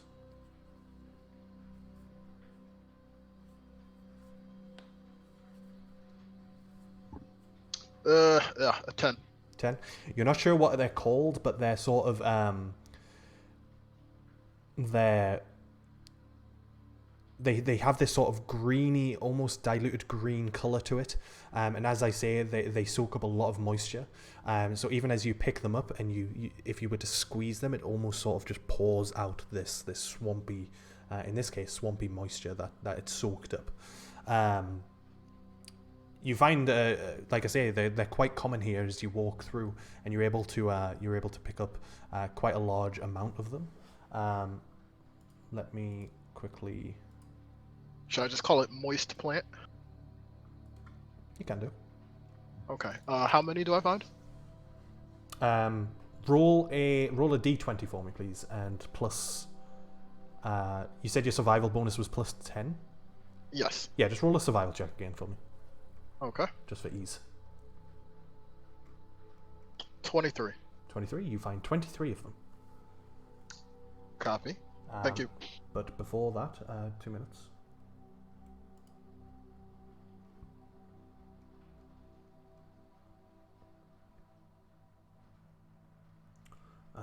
This is swamps.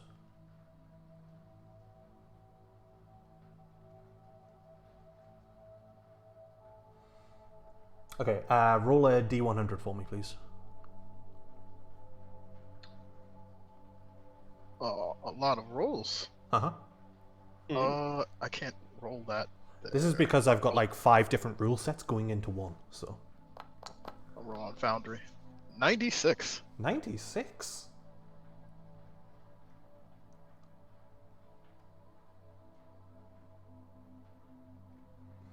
Okay, you find a bunch of common primal essence that you'd be able to garner from it.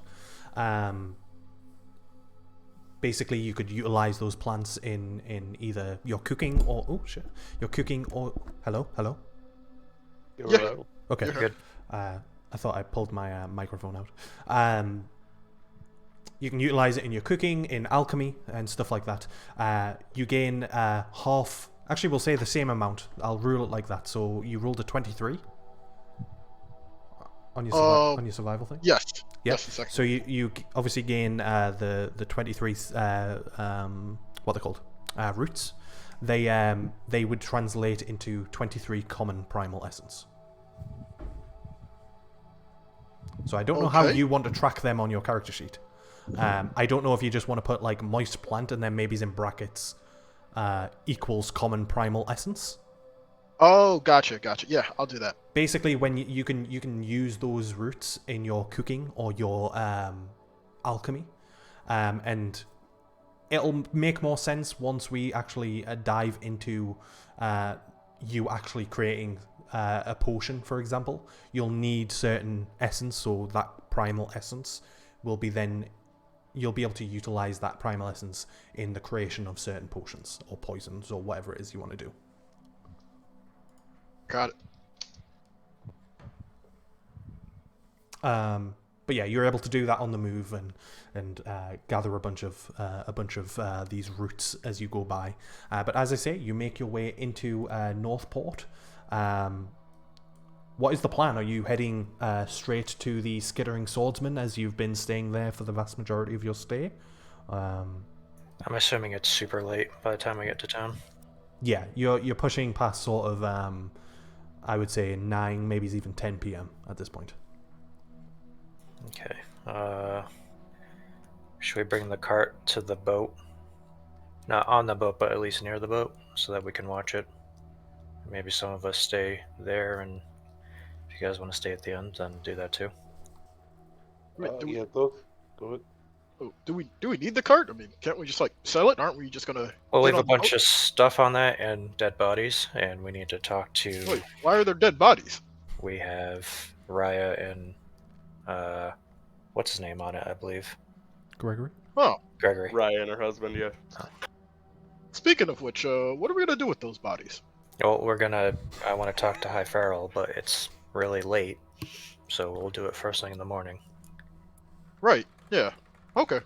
So that's why, at least for tonight, we need the cart. Maybe tomorrow, if we're going back to sea, we won't need it. We can sell it, but we should keep it close and covered for the night. That sounds Also, like we a have plan a to me. dragon egg. Keep Or- calling it that, but I don't think it's an egg. It's big and dense and scaly. It's definitely an ostrich egg, but we'll see when it hatches. But you failed to tell me what an ostrich is. Oh, well, Ahmet, this is gonna sound really weird, but remember that feathered bird friend that died when we first met you? No. Well, yes. Yeah, imagine that, but all legs and neck. That's actually fair assessment. That's a rather terrifying creature. Yeah, Oh about yeah, as, they'll poke your eyes out. yeah, as tall as Kuma, but 90% legs and neck. Yeah, extreme reach, probably like if they'd attack you, like a 10-foot reach. They can't fly though, so that's good. I wouldn't say that. I mean, I've seen some things. Yeah, what if you casted fly on the ostrich? Well, what if it cast fly on me? Does that make me a bird all of a sudden? By Are you gonna flap? yeah, by Maybe. distributive property, it might. Okay. Was that the first time that Plank has flown in that fight? I'm trying to think. He's always like did the hover thing, He's- but I think yeah, that's the first yeah. time he actually flew. Yeah, I think it might be his first first time flying. So, Might be his last. After Yeah. you know, it makes you a really good target when you're just up in the air.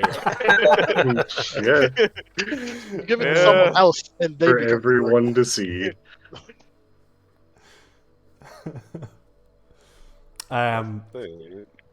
You I think we'll go with that plan of like kind of putting the cart by like the ship so it can be watched.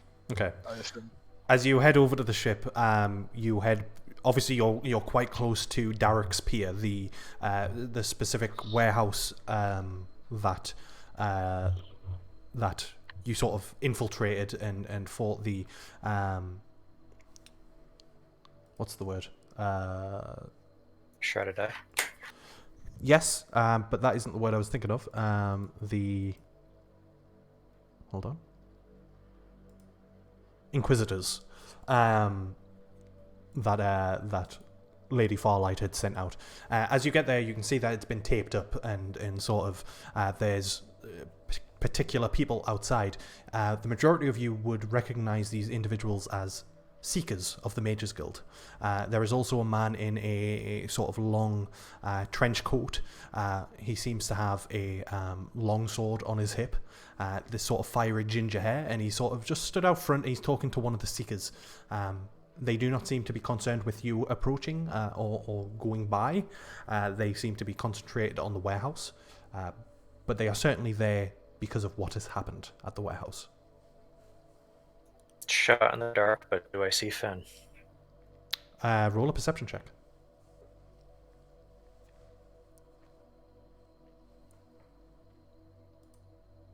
Uh, 19. As you look around, no sign of Fen. The individuals here, the two seekers that you see sort of adorning the Mages Guild symbol on their robes, they are quite old in their age. Two humans, both greying hair, one male, one female. The other individual has just carries the way that they carry themselves. Anyone who's existed in a Revron for any form of time would probably identify these as an investigator from the anomaly. Generally investigating arcane anomalies, but is often sort of sent on investigating crimes, even if it has the loosest connection to illegal magics. And he is a younger man. Human as well, but no Fen insight. Okay. But anyhow, you're able to get to the ship. Leofric sort of dives onto it and just falls onto his back on the deck, and you're able to do whatever you wish with the cart. I suppose is just leave it out front and notify someone on the ship to keep an eye on. There's always watch being had at the ship, so It's easily done. Yeah. Yeah, we'll cover it up, make sure that you can't really see anything on the cart. Mm-hmm. I assumed that you'd covered it up regardless, so. Okay. I can't imagine you would have wanted to travel from Meadoon to Northport with just some bodies lying around on it. No. And an egg. But yeah, what is everyone wanting to do as you sort of get yourself established on the ship? And yeah, what do you want to do? Probably bed. Like, what is it, like 4 in the morning? Like that? No. It's like 9, 10 o'clock at night. 9 or 10, yeah. Oh, okay. Yeah, Thoth would go to see Isis and probably go to sleep after talking to her to check on her. She's currently, as you enter, she's currently in a state of goddamn, what's it called again? When they sleep? Stasis. Yeah, like a stasis. As you enter, she is aware and sort of reawakens and looks at you and gives you a sort of respectable nod, but then instantly goes into stasis once again. Almost Copy. in this meditative stance, sort of sitting cross-legged. Her hands are just sort of sat palm up in her lap. She did say that she was contemplating some things, and it does look like she is doing that currently. Copy. He wouldn't disturb her. He'll go to his room, summon Bebo, and throw his gauntlets before knocking out. Alrighty. I'll just have to remind myself whether we actually added your gauntlet stuff to your character sheet. It has been some time. It is there. Oops. Under downtime. For your downtime stuff, yeah. Let me see. Did I put a time frame? I don't think I did. Okay. Yeah, if you just want to do your roll for it, how long are you wanting to dedicate to this? Obviously, as I say, it's like 9, 10 o'clock, so it's getting late. He'll probably do. He'll do the minimum amount of time to get a long rest. So probably like 2 hours, 3 hours. I'm not sure. Okay. So 2 hours would be one check. So if you just want to roll your gauntlet upgrade.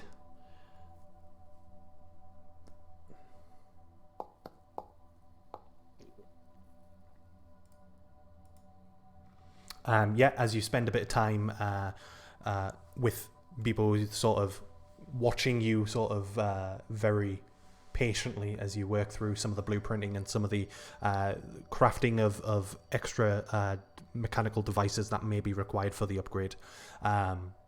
You feel like you make some pretty hefty progress during the night, to the point where you sort of almost get drawn into that desire to just be obsessive over it again, as you have with many other things, and just continue to work through the night. Bebo is the one that saves you and sort of reminds you of not only the threats that you have encountered, but the threats that may come before you as well. And you sort of get yourself out of that mindset, remind yourself of the threats, and you're able to, after that, bed down and sleep for the night. Copy. Anyone else wanting to do anything for the for whatever remainder of the night they would want to do? Yeah, I'll identify that sword first that Thoth picked up from Crisis. Alrighty. Let me just double check something. I thought I had it on my oh, I'm on the wrong thing, that's why. Yeah, I'll be in here. 2 minutes, sorry. It has a crazy name, so I can't just take it off the top of my head.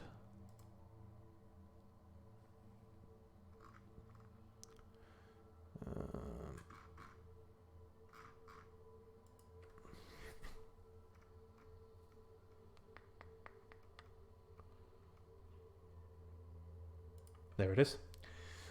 You identify the blade Cord Cordgash.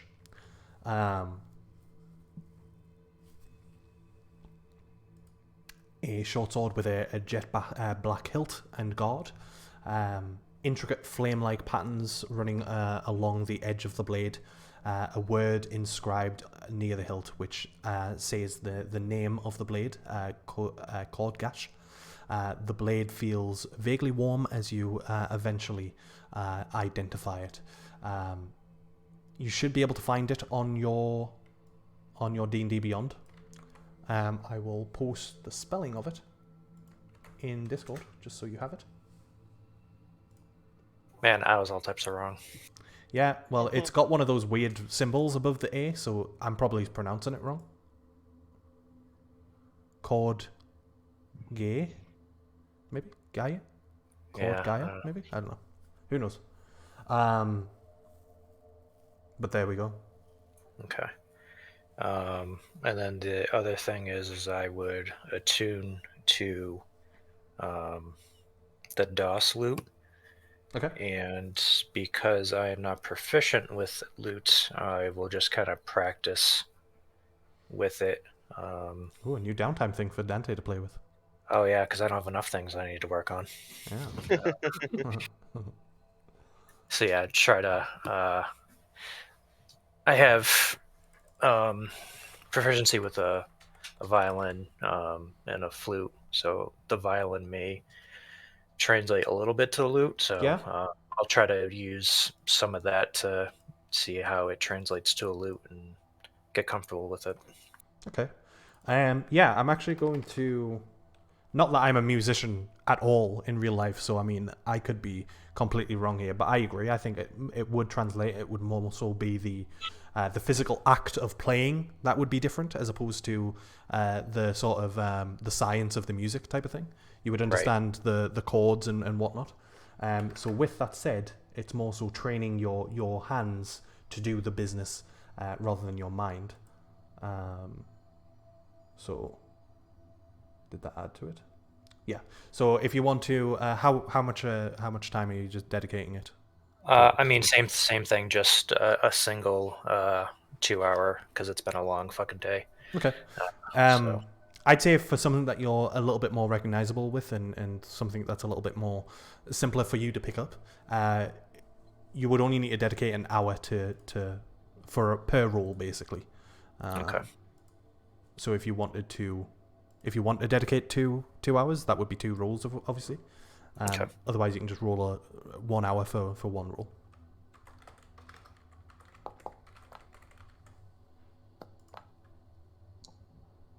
Whew. Yeah, I'm real tired. Yeah.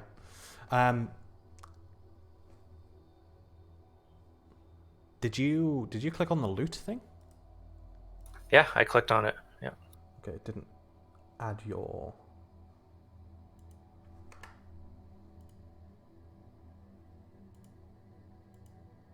Yeah, the little dice that appears. Yeah. Well, I just rolled it for you, and it added it to. So what was that? 11 plus 8. I can just change it manually. There we go. So yeah, I mean it's a bit slow going as you pick it up, but you were expecting it. You're not sort of frustrated by it. You're just sort of almost relaxing to the music, although it's not your best music. You're just in a place of safety to a certain degree, and just enjoying the art of music as you pluck away. I just realized it was using old stats because my performance is a +8 and it's doing plus. Yeah, so it should be 4 higher. Okay, so that'll be ironic. Yeah, I think I haven't updated your character sheets on Foundry, which is a point. Okay, that's probably why. Yeah, I'll do it after the session. Anyone else wanting to do anything with their night? Well, Kuma just wants to have a quick conversation with Plank as we're kind of getting on the ship. Mm-hmm. Go for it. Kuma would say to him, just at some point, probably before we all go to sleep, Plank, how long could you fly for? I mean, I didn't know you could do that. I didn't really know I could do it either. Like, is it just something you just figured out, like just poof? Well, there's a lot I don't know about my own magical abilities. It just felt like the right thing to do at the time, so I did it. You know, if we ever run into him again, if you could do that to me, that would be helpful. I felt kind of useless not being able to get him while he was so high up. Yeah, I think that actually would be the play next time. But you'll see when you get up there. It's you feel vulnerable. I mean, when there's like 3 people attacking you all at once, you feel vulnerable too. I mean, it can't be that bad. I mean, you didn't fall. You made it look pretty easy. Yeah, I think a lot of that was luck, though. I mean, you were just getting wailed on, and you just stayed up there. Like they were beating the shit out of you, Plank. Yeah, trust me, I know. I have 5 hit points remaining. Is that a lot? No, Oh, that's a sneeze. Kuma's nose twitches. Oh, should probably get some rest then if you only have 5 hit points left. Yeah, feels good to be back home. Yeah, definitely. I'll make us something a feast to celebrate in the morning. Feeling inspired. Well, hey, maybe tomorrow we could do some flying practice. Best place to practice it's going to be over water, right? I mean, yeah, you're probably right. Wait, you can't swim, right? I mean, I've been working on it. I mean, innately I can't really swim, but I've been pretty good. It's just enough arms and legs movements, and just get where you're going. Well, maybe we'll do flying and swimming practice tomorrow. Yeah, sounds good to me. Make sure you wear your swimming trunks that you bought.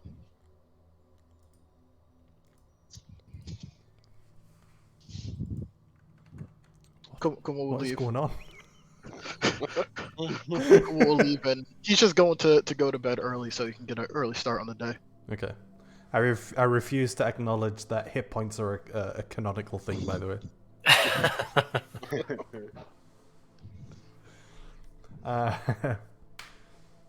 Easily done.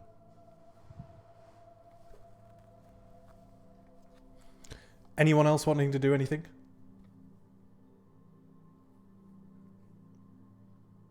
I will take everyone's silence as no. Wait, Kuma, did you say you wanted to do something else? No, he was going to bed like early so he could wake up early and Okay. cook something in general. So no, he's not doing anything tonight. Okay. Yeah, everyone is able to rest, get their long rest, so hit points recovered and spell slots recovered and whatever else that might be recovered. You can activate your long rest on your character sheets. I don't know the last time we got to hit long rest. Feels like it's been a while. Yeah? It has been a while. Can you add a downtime for Plank's prosthetics that I'm working on? Yeah, I think you can. I think you should be able to add. But Cool. I can do it. It's just actually I'll do it because I'll set up all the.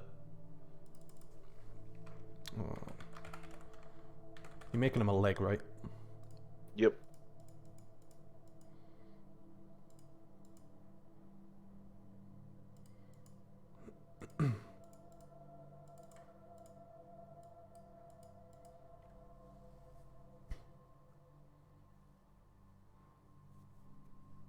Cool. So, and you recovered more hit points than I have total. Yeah.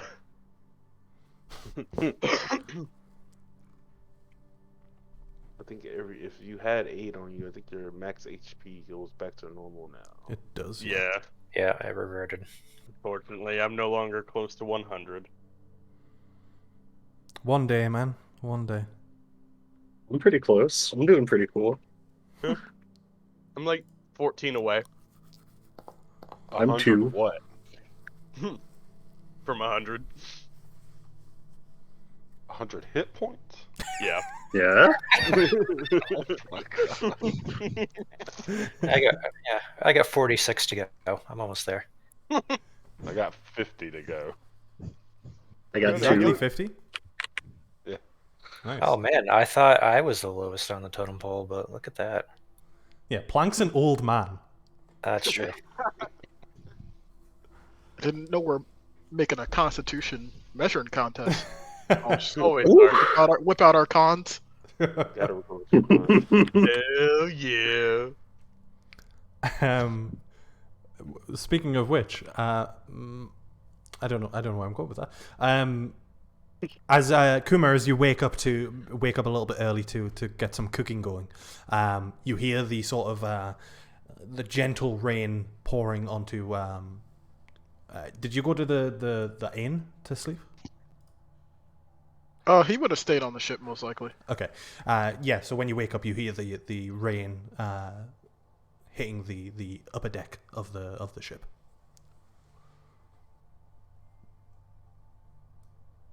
I guess he kind of gets out of bed. He's gonna go look for Gisley, and with it being raining, he's looking to make something like hearty, some type of like stew or something, for breakfast because that's what he has. He has stew for breakfast. And yeah, he's gonna find Gisley and look to see if he can make something with him. Yeah, Gisley's It's been a while. Yeah, Gisley's around. He's already awake when you wake up and find him.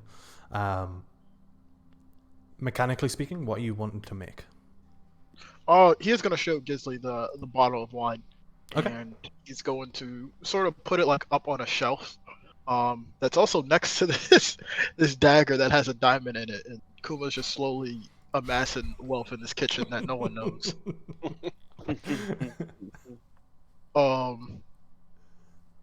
Can I've already forgotten. Can I make like it's not gonna do anything, but he wants to make one of the feasts. Okay, so in regards to the feasts, let me just quickly get the feasts up. You can make with the specific ingredients that you have an uncommon feast with the materials that you have on the ship. Yeah, he wants to do that with Gisley. Okay.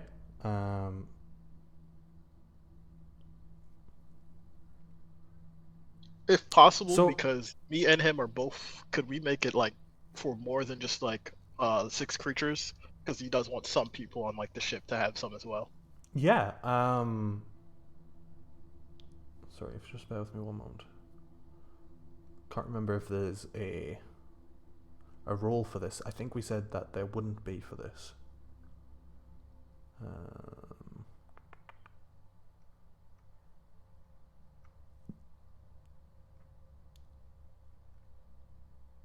Oh, there is. But that's fine. Roll a. Sorry, bear with me. So it'll be your proficiency bonus plus your wisdom modifier. So a D20 plus 6. That's what that Plus, would be. so, yeah. So if you've got a plus 3 on your wisdom modifier, plus 3. I have for a plus proficiency. 2 on my wisdom. So just a D20 plus 6, correct? No, so your proficiency should be 3, I think. No, it's 4. Or level 9, yeah. Oh yeah, of course, yeah, it went up, yeah. So yeah, sorry, that would be a plus 6 then, yeah. Okay. And I'm just gonna roll a D20 in Foundry here. I'll do the same for Gisley. Ew. Not good at all. Got a 5. 11. An 11 Yep. total, yeah. 11 in total. Yep. You'll be happy to know that that is enough, I believe. But let me double check.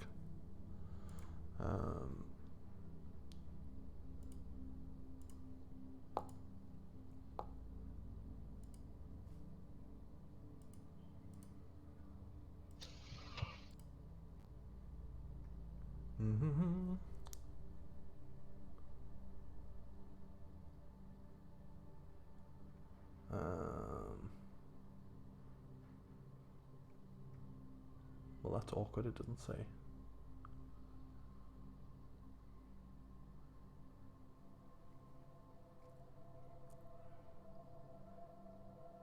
Yeah, I'm going to say it's enough, especially with Gisley's roll. He rolled a 17, so he'd be able to help you out with yours. With that said, you do gain some benefits from it. I know you were saying that you won't, but you can. You can either roll, so at uncommon level, you can either roll a d4,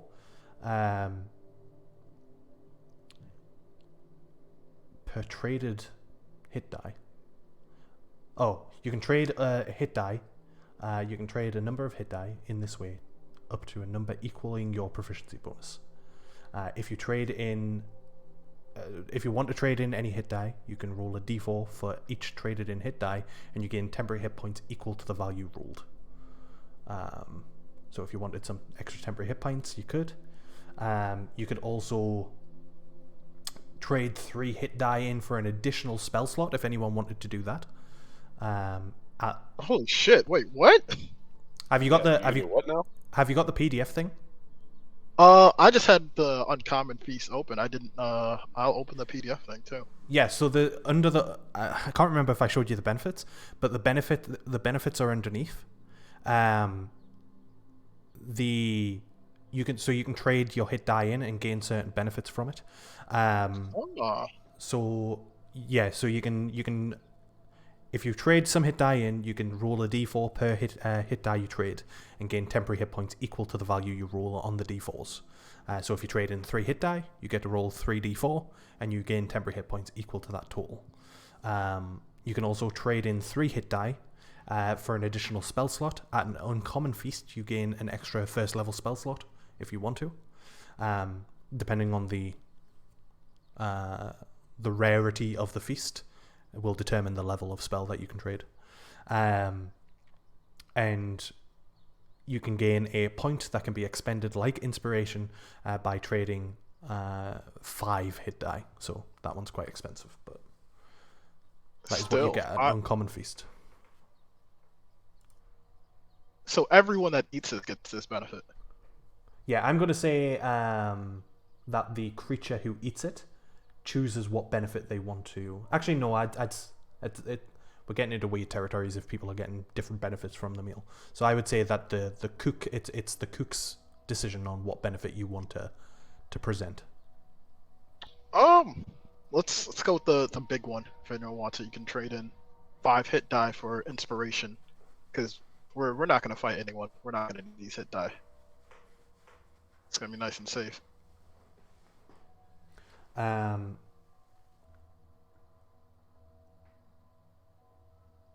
also want to say, because, and again, sorry for the clunkiness of this. These are obviously new rules.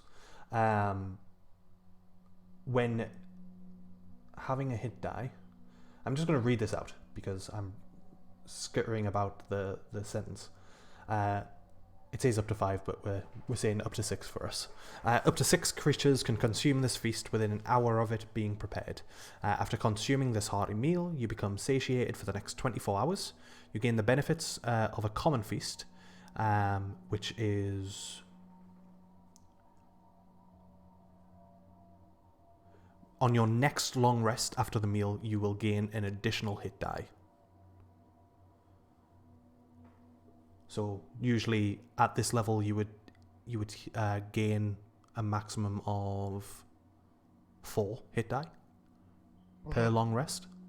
With this feast, you can gain up to 5 per long rest. Okay. As long as you've had one of these meals. You gain the benefits of the common feast, but can gain additional benefit by trading in hit die that would be gained as part of your next long rest. After consuming this meal, these hit die are consumed after calculating how many you would have after the rest. Oh my lord. Including the benefits of the feast. So you don't actually trade in your current hit die, you would trade in the hit die that you would gain back during your next rest. Obviously, if you've got maximum hit die, you would just take it off. Off your total. So I'm good right now. I need to. I'd want to go and understand it a little bit better, but for now, I'm good on trading the hit die. Okay.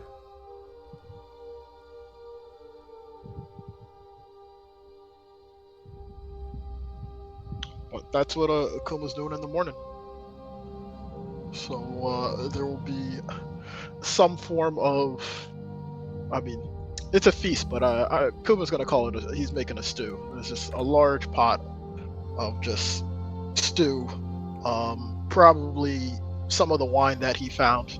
Not the good stuff, but one of the other non-good stuff bottles was kind of put into it. To like help braisen the meat. But yeah, that's available for everyone.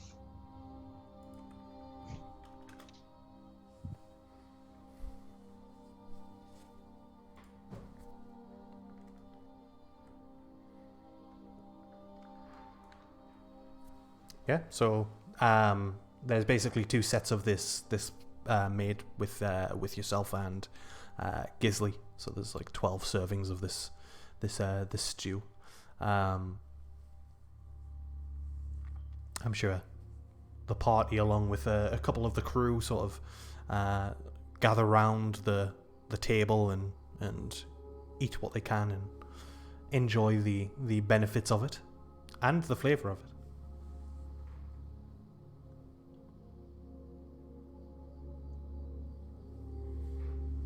Akuma would just say to Gisley, Gisley, you've really outdone yourself this time.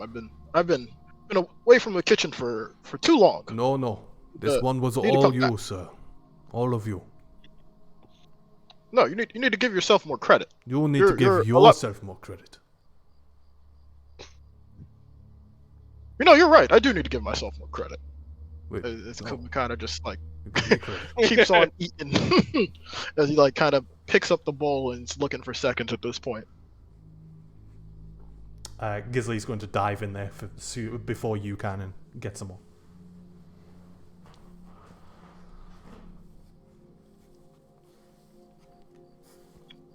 So Dante, what are we gonna do today? Is it like gonna drop off those bodies or? Yeah, we'll go talk to High Farrell, tell him everything. Sell some of the stuff. Oh yeah. Where is he? Thoth. This sword is quite interesting. It's pretty powerful. It's a short sword. Anybody can use it. Breathes out. You say it's a command word, and a little fire comes out, makes it a lot stronger. Obviously, as fire does, it can light up the area, easier to see for people like me. So if anybody wants a sword, I don't know, Andros or It's Zovia. been a while, but who was the lady on our ship that wielded 2 swords? That was also a samurai. Maybe that's like good for her. Oh man. Hold on. Let's go through the notes. Let me go through the NPCs.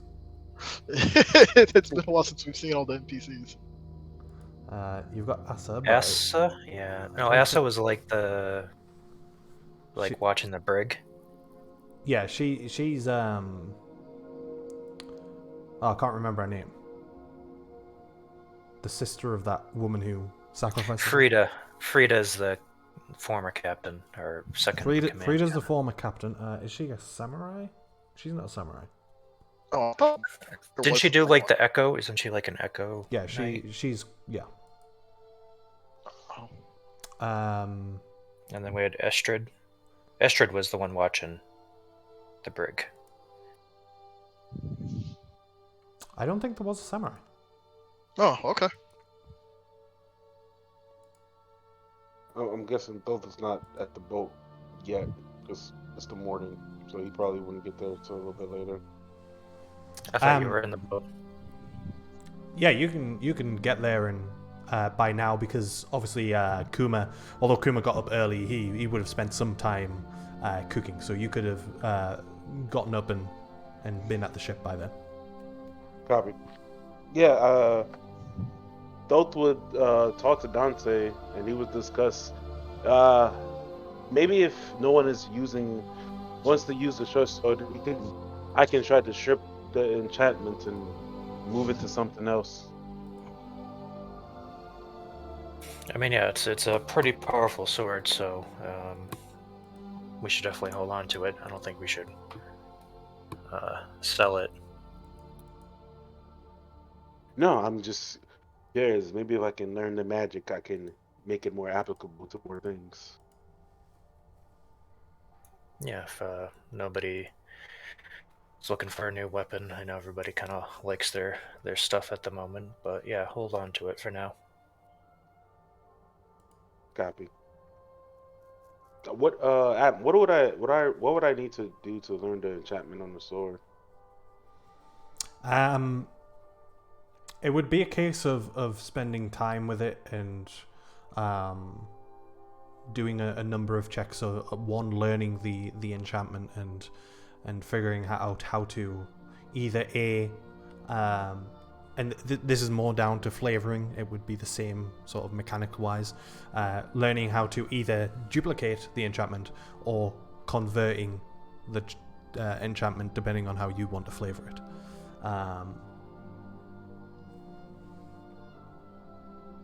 Copy. I think it will be more duplication. He's trying to learn how it was enchanted so he can replicate it, essentially. Yeah. So yeah, as I say, it would be similar process in terms of learning the enchantment and time taken, but an enchantment process does take time. I mean, just as a note, I think Dante, you get like an extra dice of like a d6 of fire damage or something. Yeah, on my gunblade. Yep. And that took the entire journey of you going from Northport down to Carthmere ruins, all the way up to Nandwell ruins, Carthmere woods, and doing what you were doing around that area. And even then, when you got back to the city, still wasn't done, and that was him putting like work into it. So it can take time depending on the enchantment. The enchantment on this blade, I don't know if you've looked at it on D&D Beyond, Thoth? I have not. The name of it is just up above the common and uncommon feast that I posted in Discord. It's the Cord Gash thing. You should be able to see it on D&D Beyond. It is quite a intricate, I'll say. And it's quite an intricate enchantment, and so it would take some time to do. He says on Quartergash. Let me look this up. But by all means, you can start the process, obviously, and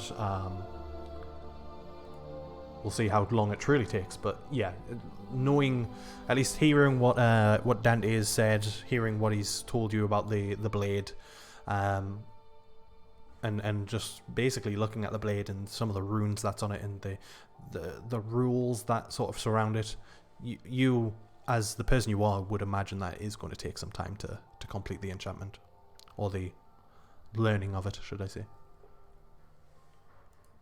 Copy.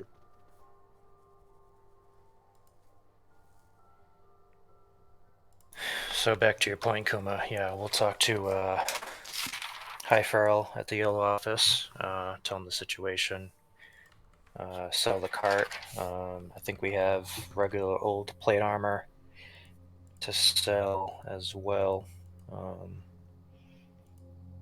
And then I don't know from there. We get on the boat and go where we need to go to next. The world is our oyster. We'll figure it out. Yeah.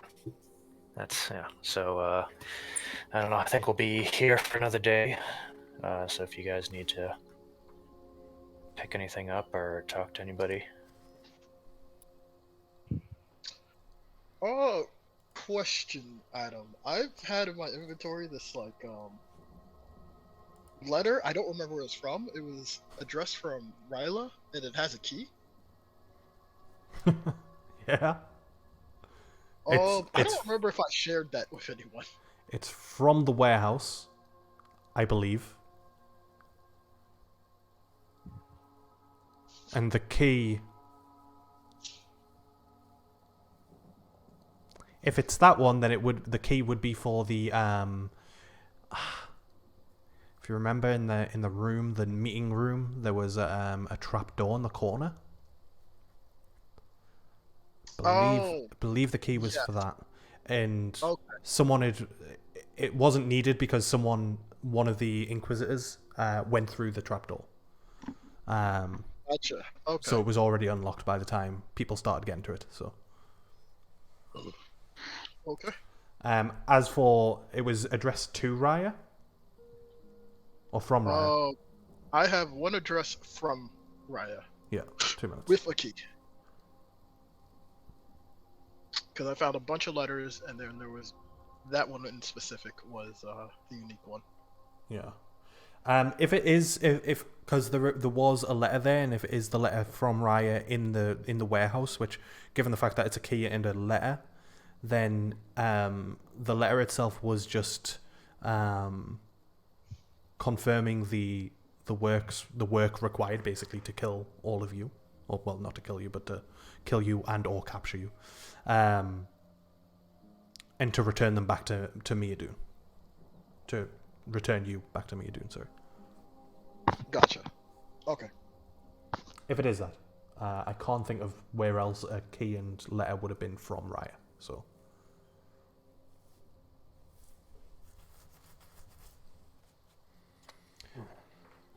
Alrighty, what's the plan for the day then? You've still got a day left on land, I guess, until you decide to venture forth.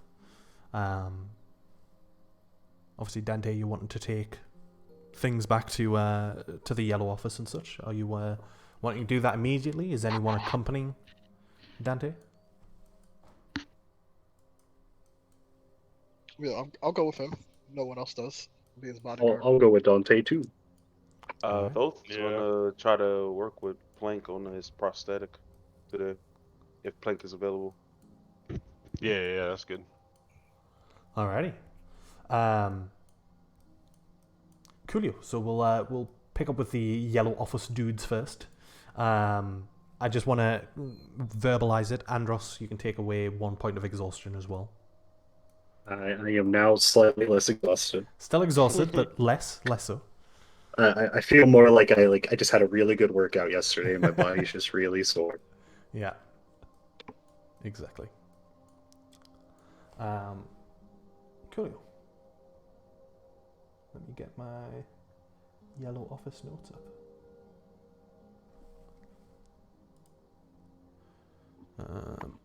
Alrighty, so are you taking the cart to the Yellow Office? Yes. Alright. What should we do with the egg? Should we bring it with us? Should we leave it on the boat? Does anybody on the boat want to look at the egg first? Maybe we get an opinion from one of our trusty crewmates. Well, maybe our BFF that joined us on the adventure wants to take a look at it. Maybe he can get something out of it. Maybe. What say you, Leofric? You want to take a look at this egg, see if you can, I don't know, get something out of it that I couldn't? I mean, I can certainly have a look at it. I'll take a crack at it.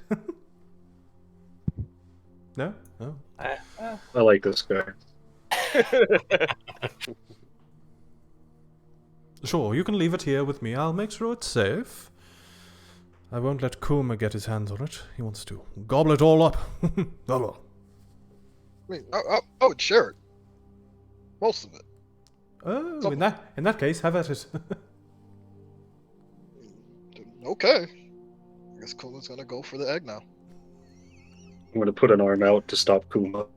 What? You just said I could. Kuma, What? please.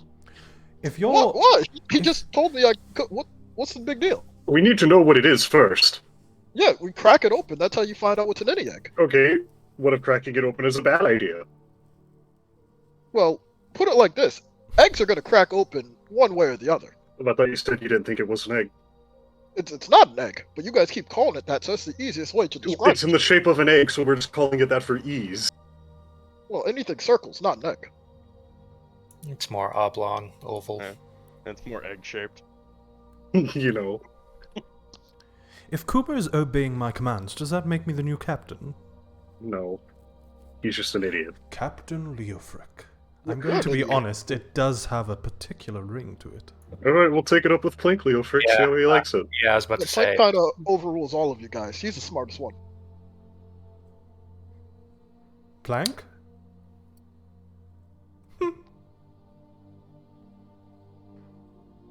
Plank's Where not is on the board. old man anyway? Oh, wait, am I here for this? I thought I was on the boat. We're still all on the boat. Well, Still we're on the still boat. near the boat. Yeah, we're all just on the Uh, boat, I think. Did you say it was raining, Adam? It is. It's, as we say here in the UK, it's pissing it down. Mm-hmm. When Leo Frick mentions being captain, I make the rain stop. Oh. You know, I've wanted that the entire time. It's almost like the universe is telling me I should be the commander of it all. I'm powerful. None of you can stop me now. What? Wait, you didn't make this happen, did you, Leo? I certainly did. That's Captain Leofric to you. I make the rain start again. I did that as well. Why would you make it start only on you? Yeah, can I make it just rain? Yeah. And he looks up and he just says, "Well, when you've got the power as I do, I have to bring myself down to your level, don't I?" Oh, of course, of course. I mean, I always thought you had an affinity for fire. I didn't know you also did stuff with water. Well, I did. If it wasn't for me wetting myself like, raining upon myself like this, I would. Wet yourself. You wet yourself? Look, Like, captains can't wet themselves, if you ask me. Yeah, you can't just wet yourself. That's not what a captain does. Leofric walks away. What's his problem? He's No not idea. captain. He's gonna go change himself. He blew himself.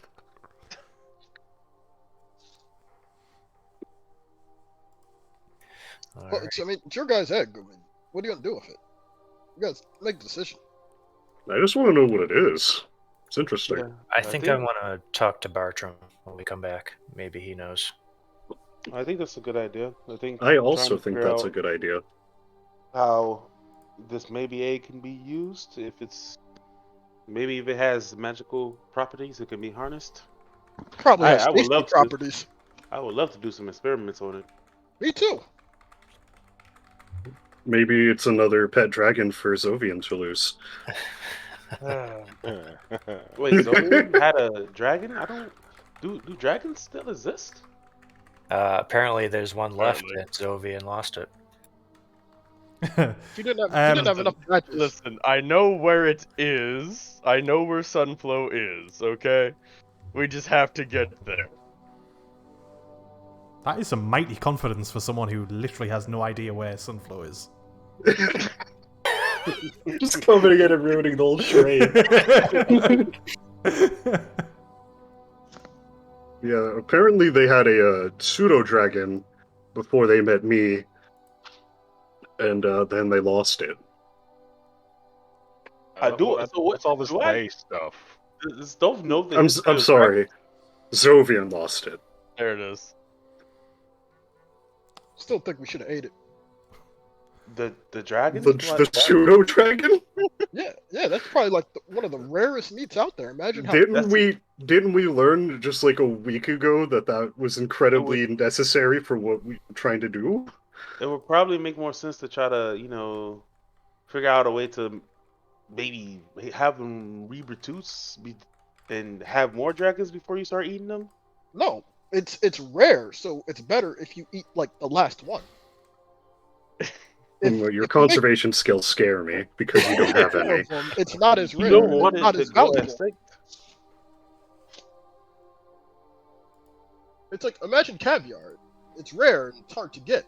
It's expensive because of that. Anyone could just eat chicken. It's not as good when you have chicken. or in my case, like humans. You humans are like everywhere. You're not that tasty. Okay, yeah, so we're going to the yellow office, yeah? Yeah. I definitely start walking away from that. All right. I As know you get Kuma can't eat me, so I know I'm safe. as you get to the yellow office and walking through the familiar doors, getting to the sort of entrance area where the secretary sits, you actually catch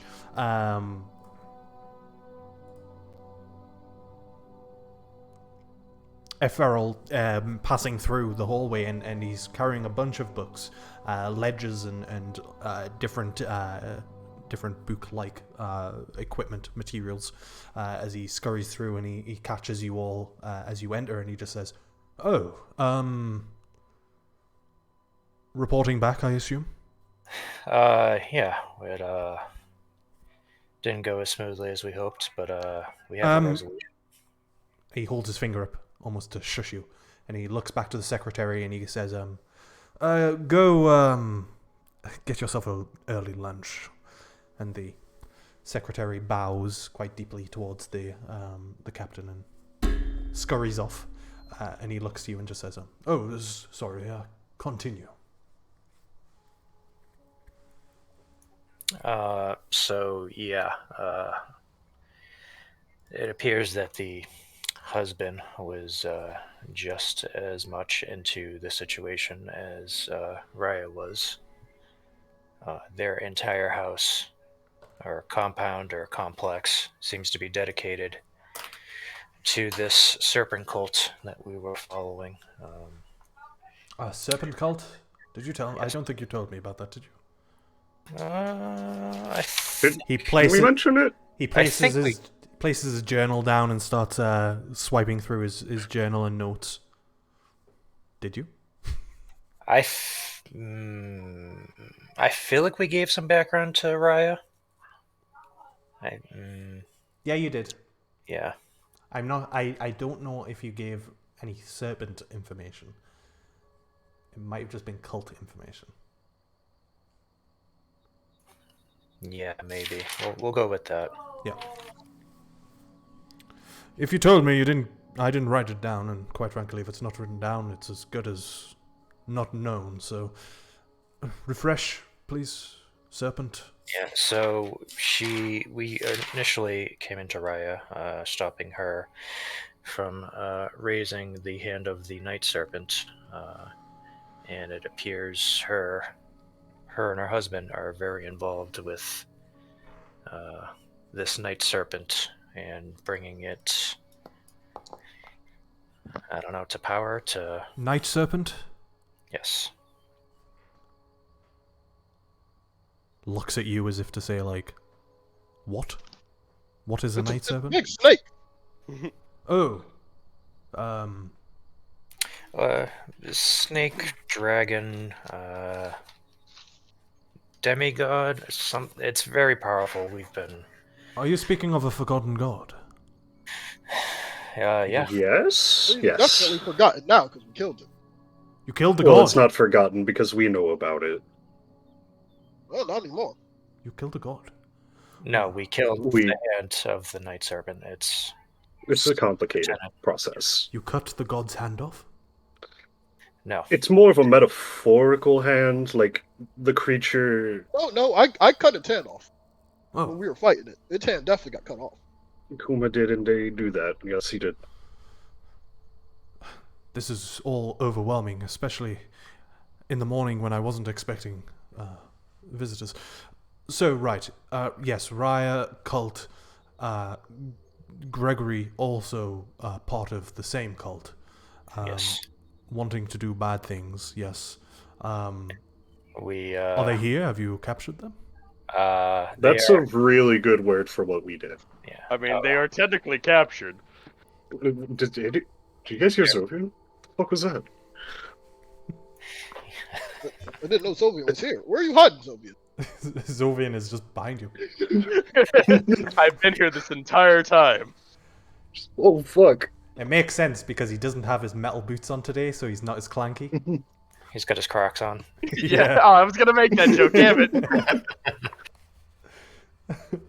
Oh man, I like the idea of casual Zuvian.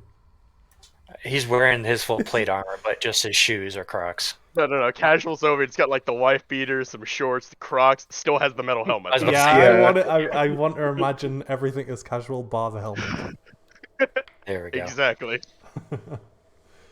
Yeah, we had a meeting with them. The husband Gregory feigned interest in stopping his wife, only to lead an ambush.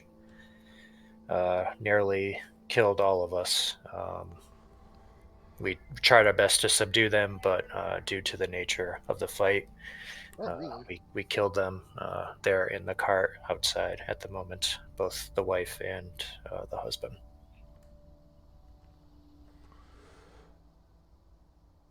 I'm sorry. Are you able to bring them in? If you want, we can bring the bodies in. Yes. All right. Probably is for the best. Yes. Did you, by any chance, stop in with the wizard of the city, of the village? We did not. We were in town very quickly. We tried to keep our presence unknown, but that did not last, not even a day. So, unfortunately, This makes things somewhat messy in terms of the political stance. I have essentially sent in assassins to murder the Lord and Lady, kidnap their bodies, return them to me, without any true word to the royal family. I mean, so if they were up to culty nefarious things, and I believe you said the brother of the king is the one who put them in power, then there might be an issue of corruption going on within the higher powers. Can't imagine the king being corrupt. I can't imagine that either, but if his brother is behind this, or at least knows about this, then that's something that should be looked into. I agree. I'm starting to get the sense that your political hand is perhaps not as delicate as one would like in this situation. You are sort of kick the doors down and take no prisoners type of group, are you not? Yes, that's exactly what we are. We try to be the former, but I feel like we end up being the latter. Yeah. All right. That's debatable. I will seek help from alternative groups or individuals in terms of seeking information regarding the king's brother. But your help has not gone unnoticed from myself, at least, and the city of Northport. Your ship, it holds a sigil, a symbol. It does.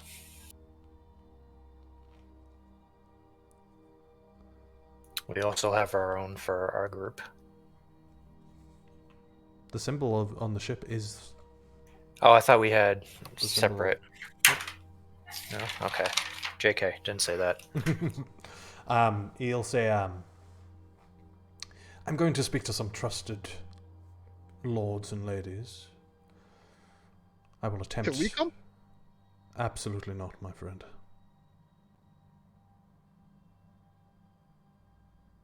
But I will at least carry you in name. I will ensure that the lords and ladies and potentially the king is made aware of your actions here, shall we say. Are you staying in the city much longer? I honestly think just for the day. We have quite a lot of things we want to accomplish or look into. And I do feel like this potential thread with the king's brother is important. But like you said, I think espionage and fact-finding isn't necessarily our strong suit. I'm sure that I will have use for such a party once again. But for now, I would recommend, if you are not staying here long, then you venture far from Northport, at least for the meantime. There may be a slight political backlash on what has happened. That is not to say that what you have done is wrong, but people will be unhappy regardless until they get their facts and the correct information and the proof of the betrayal of both Lady and Lord Farlight. As for the King's brother, the Lord of King's Isle, I would highly recommend staying far away if he gets any scent that you are close by and that you are responsible.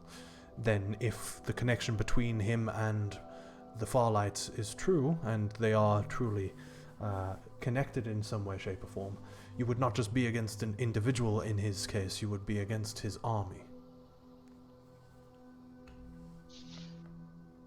Right, and him being the king's brother, he has a lot of sway, regardless of what he's actually doing. It would be pretty hard for us to do what we just did to him and get away with it without repercussions. Indeed. Do you have any evidence for Lady Farlight, at the very least? Any letters, communications, anything? I believe, didn't infiltration team find some stuff in the bedroom? Yeah, both what I gave over it was a couple of letters about the communications she was having, and her being the cult leader. Okay, so yeah, I'll pass that along. I think we had some journals way back from the cave where the Night Serpent first broke out and we kind of ran from. I think there were some journals that we found there. Cool. That we can pass off as well. Yeah, so there's plenty of stuff there. You can start passing your numerous documents, notes, letters, journals, whatever it might be. If people want to remove those from their inventories, if they've got them specifically added, obviously Kuma, you have that one from Lady Farlight. I don't know if you want to remove it and give it over. If you don't, then obviously you can keep a hold of it, but otherwise you can just take it off your character sheet if you're handing it over. Okay. He'll give it over and keep the key. Cool. The captain sort of takes all of the documents that you collect. He sort of puts them in his leather-bound journal and closes it and fastens it tight and closed. And he just looks at you and just says, "Well, once again, I thank you on behalf of our country that you came along when you did. Only the gods know what would have truly happened if she was left to her own devices along with her husband, it seems. Thank you." Just because of how the conversation went with Gregory, can I roll an insight check on him to see if he's just feeding us what we want to hear? If he's actually in on all this and trying to cover up. Roll an insight check.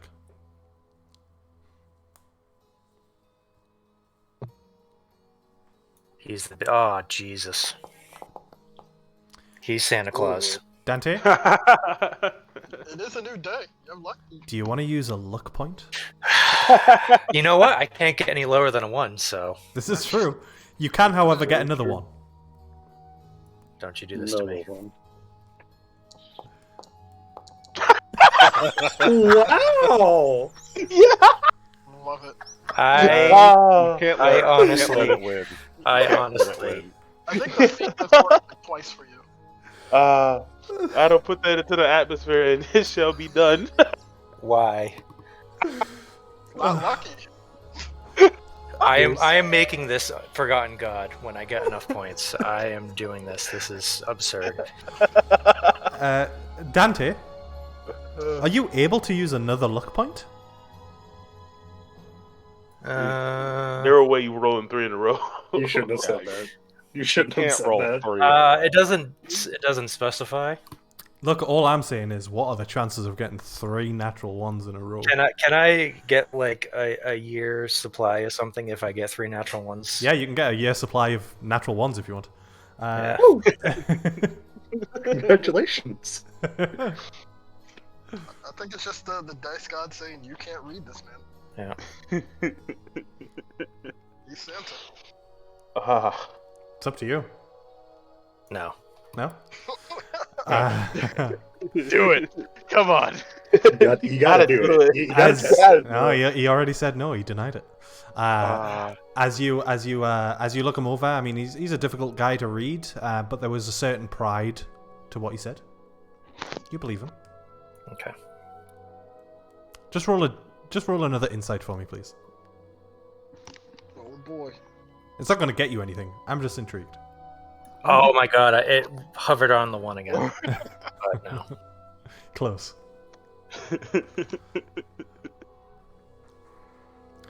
But yeah, after he says what he says, he sort of awkwardly looks at you all as if to say, like, are you leaving now, or? So yeah, in the near future, we'll stay in touch. Like I said, we're gonna travel around, but working on a spell to communicate from distances. Of course, and as I say, I'm sure by the time you return back to Northport, there will be little to no political repercussions from what has unfolded. Just like I say, there might be some emotional responses to an appointed lord and lady being, again, for lack of a better term, assassinated. Yeah, they, from what we talked to, people at Mirrodin seem to like the Farlights. But, yeah, they had to be stopped. I don't disagree with you, from what you have told me, at least. Okay, we're gonna sell this cart and a few things and be out of town by tomorrow. Oh, what are we doing with the bodies? He took the bodies, or he asked to have the bodies. Yeah. It's unfortunate. Is it though? Yeah. Whilst this is happening, Thoth and Plank. Thoth, you're working on Plank's leg. I am. And Thoth has the tendency to overdo things, so this is not going to end up being a regular leg. It's going to be much better than any leg Plank has ever had. Alrighty. If you go down to your downtime and get your Plank's leg ruled, we'll say for every hour for this, for now at least. Copy. Normal roll, or is it advantage with Plank helping me? Yeah, we'll say advantage. Not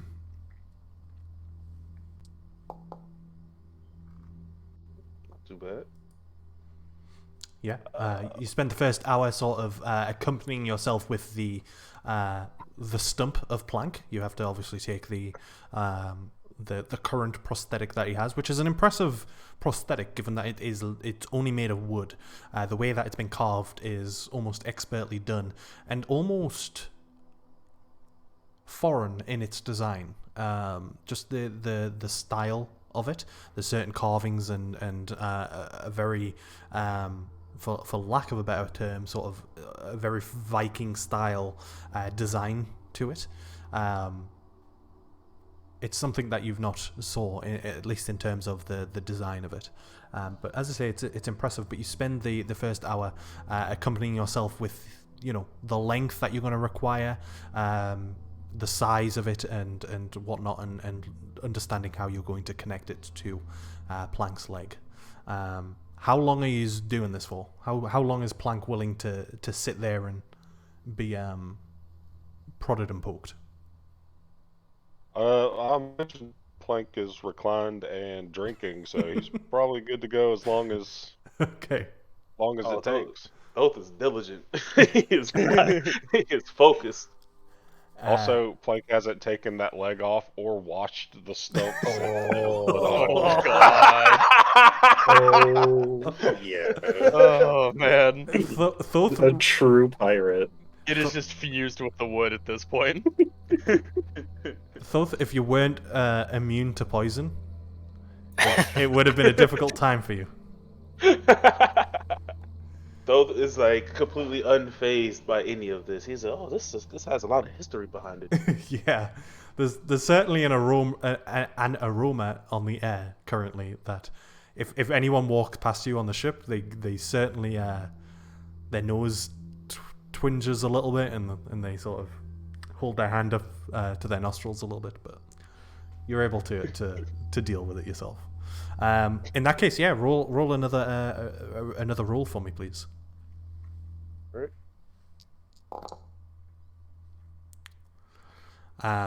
Yeah, you begin to blueprint it out a little bit in terms of actually getting something on paper and drawing the plans out and what parts you'll need.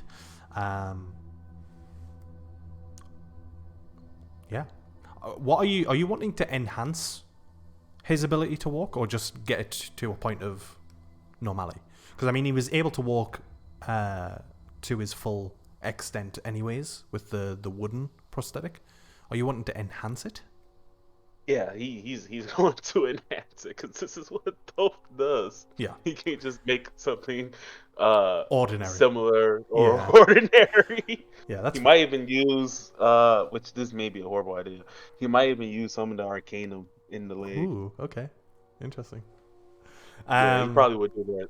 Yeah, he would. Coolio. I guess whilst Thoth and well, I was going to say whilst Plank is also helping, but Thoth is working on the leg and Plank is just enjoying being sort of enjoying reclining and drinking. The rest of the party, you're wanting to sell the cart, is that right? Yep, cart and horses. Alrighty. Probably back where we bought them. Sorry, it's I keep calling it a cart. It's probably more of a wagon. Actually, no. I think it was a carriage, wasn't it? I think it was a carriage. Yeah, I think so. You can sell the carriage. The carriage will get you back 50 gold. If anyone's wanting to barter, then let me know. I don't want to spend too much time on it, so just if you are wanting to, just let me know and we can roll for it. Yeah, I'll chat it up and try to get a better deal. Alrighty, roll a persuasion check.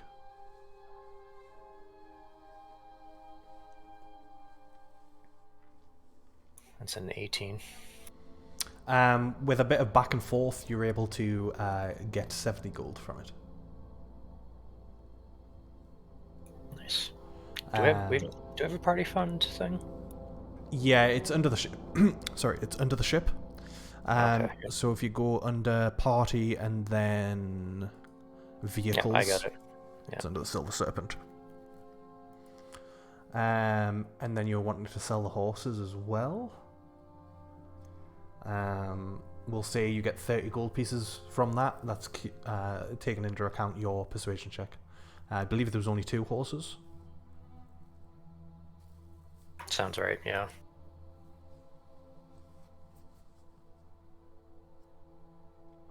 So that'll be 60 gold for the horses total. And then are you wanting to sell all the crap that you got from the Farlight Estate as well? Yeah, so I think everybody took all of the interesting and magically enchanted things with the exception of the potions, which we're still going to hold on to, obviously. So everything else, we had plate armor, we had ivory statue, gold ring with bloodstones, and some art. Okay. Did you take note of the amount for the art stuff? We had 1,000 golds worth. Okay. Oh no, that was everything. Did we take everything? I think we did.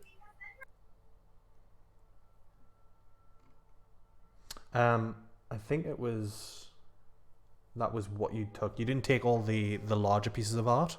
Right, yeah, because it was too big, and Yeah. we had bodies and stuff. But I think the 1,000 was for what you got. The plate armor. You've got some random plate armor lying around? Well, no, it was from Greg. Gregory had regular plate, and then we had Alright, the yeah. plate. Yeah. The plate armor Theranos was like upstairs somewhere. Yeah. That somebody grabbed. So for the plate armor, I mean, it's almost, if not for the fight that you had, it would have been almost in perfect condition. For what it is, you can probably get yourself, and again, I'll just take your persuasion check into account. We'll say 1,000 gold pieces for the plate. Okay. And then you can grab the other 1,000 gold pieces for the art pieces as well. Okay.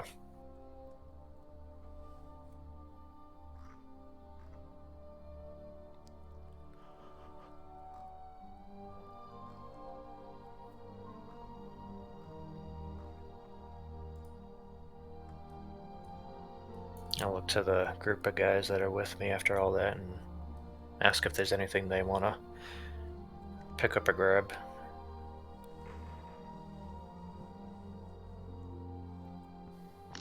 You need anything else?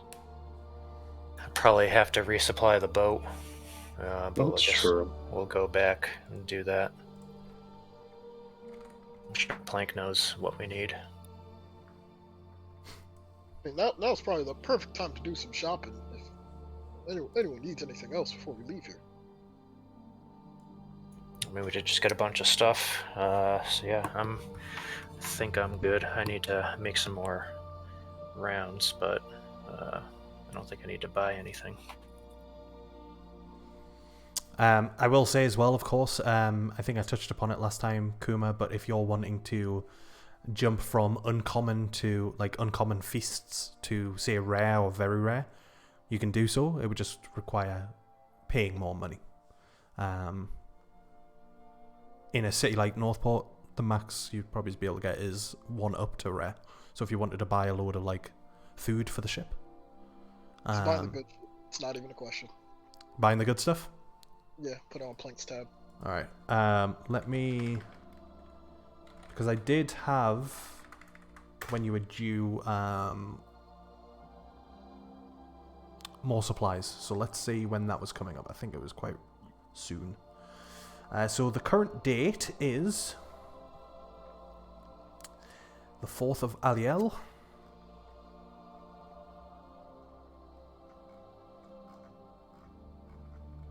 Okay, so you still had a month of rations, or not rations, like ingredients and stuff.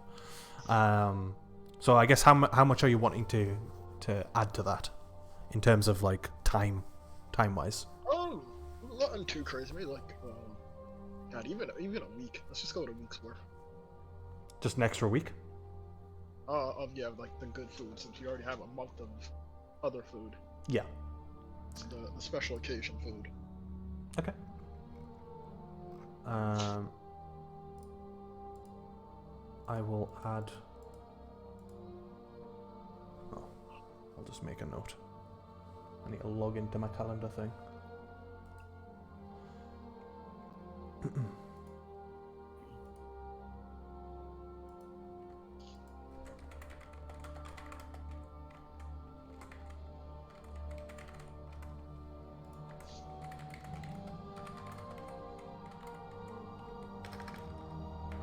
Alrighty.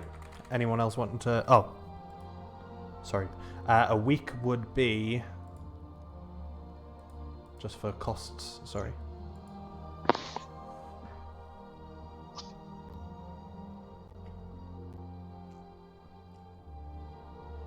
Um, 60 gold pieces for a week. If someone could remove that link from the party build, that would be helpful. Not in front of my computer right now. Yeah, what was it, 60? 60, yeah. Thank you.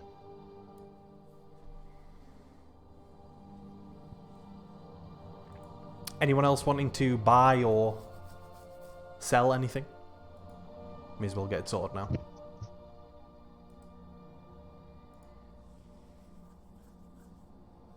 don't think I have anything to sell. I'm good.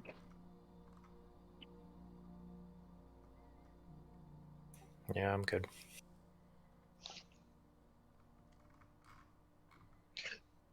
All right. I mean, there's like an alchemist shop. Probably could use 1 or 2 healing potions, just in general, or at least the herbs to make it. Because if we go out to sea, there'll be some downtime. So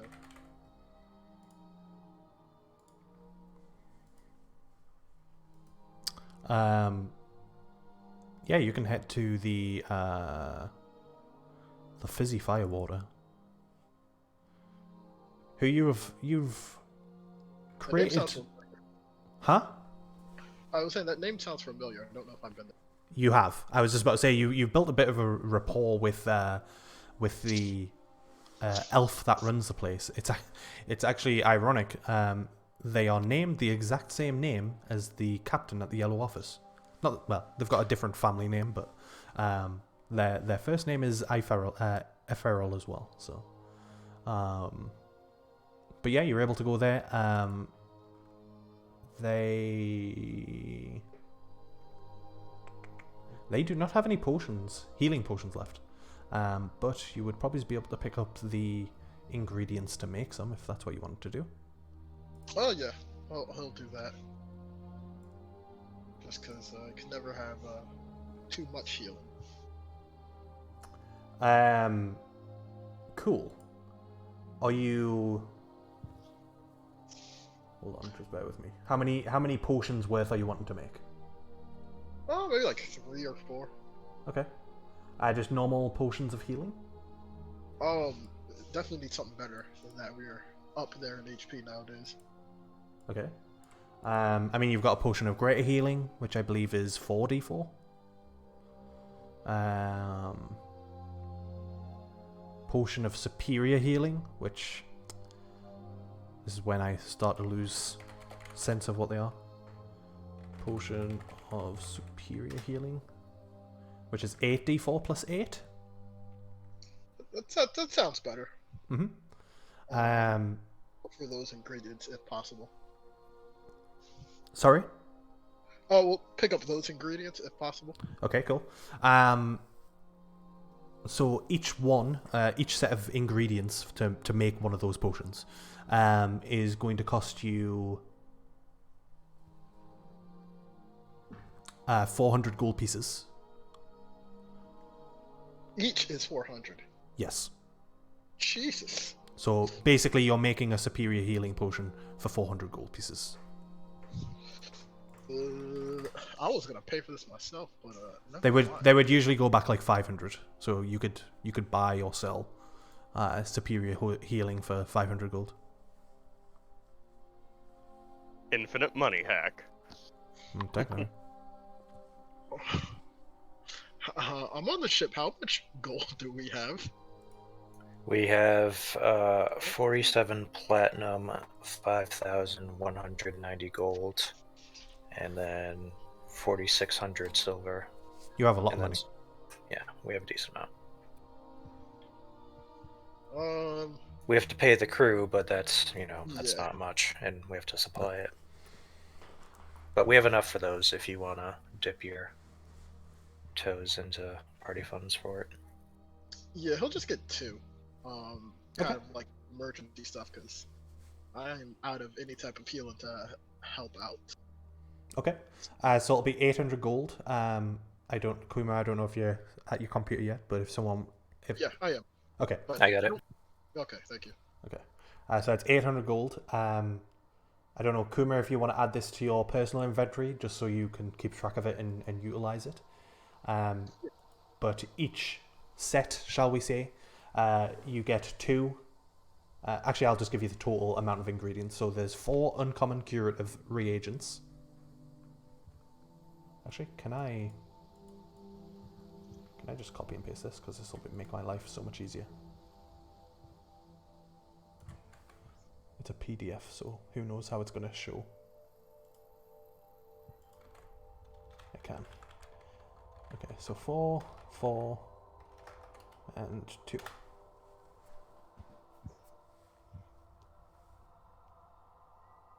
So that's what you get, Kuma.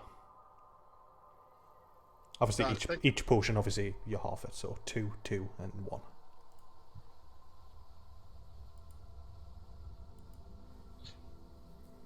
I'm good. Coolio?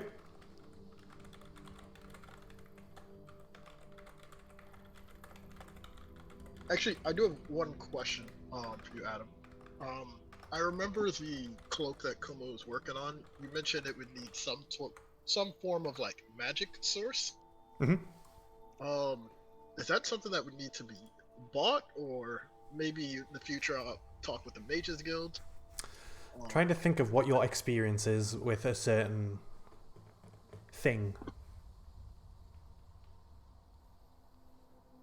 You have Arcanium, don't you? I do. He tasted it. Is that He the did. red crystal? It he is. does still have that. Okay, yeah, he has that red crystal. So, I would say, given Kuma tasting it, especially, Tasted terrible. it did, but also it carries innate magic within it. So it might be that maybe someone like Thoth, or Dante, or even Zovian and Planck, or even Leofric if you want to delve into that conversation. Basically, pretty much anyone. But if they, everyone but you, if they were to maybe enhance that magic just to sort of push it in a direction, to manipulate it in a certain way, it wouldn't be a hard task to achieve. Okay. But it would obviously mean utilizing some of the Arcanium. Got it. Thank you. Not a problem.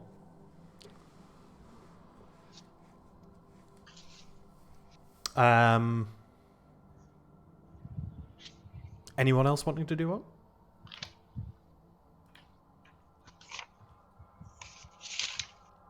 No?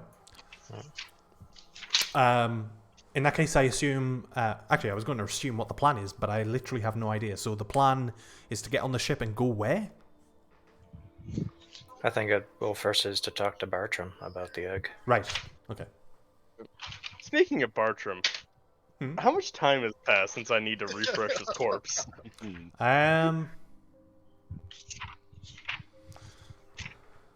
Let me see if I added it to the calendar. It might be. I think. I can't remember if I did. Because we were only gone, like, what, a few days? Something like that. I'm sure we were at the ship before we left to go kill Raya. Yeah, because I think it was for like a day and a half, right? Yeah, it was like warehouse, Yeah. and then the next day was like talking about it, and I think the day after was going to Mir Dune.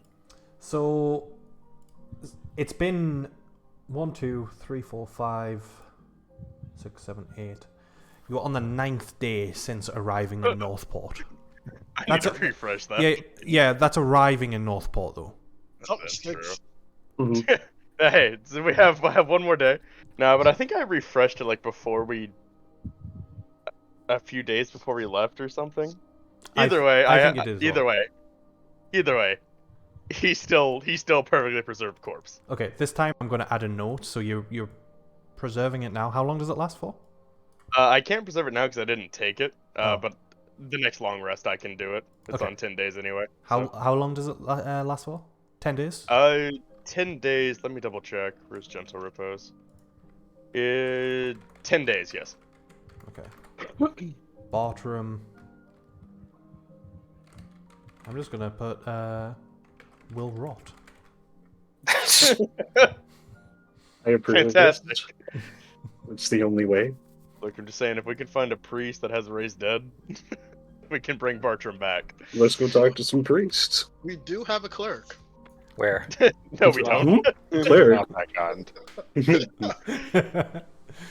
I think Could he you does. imagine? I think he does have revivify though. So You Yeah, need to raise like- dead. We need a He's 500 More levels, diamond. sure. He's been able to do this the entire time. yeah. It's like, I like having a dead bird in my cabin. I don't think I've taken a cleric level since before Bartram died. That fits.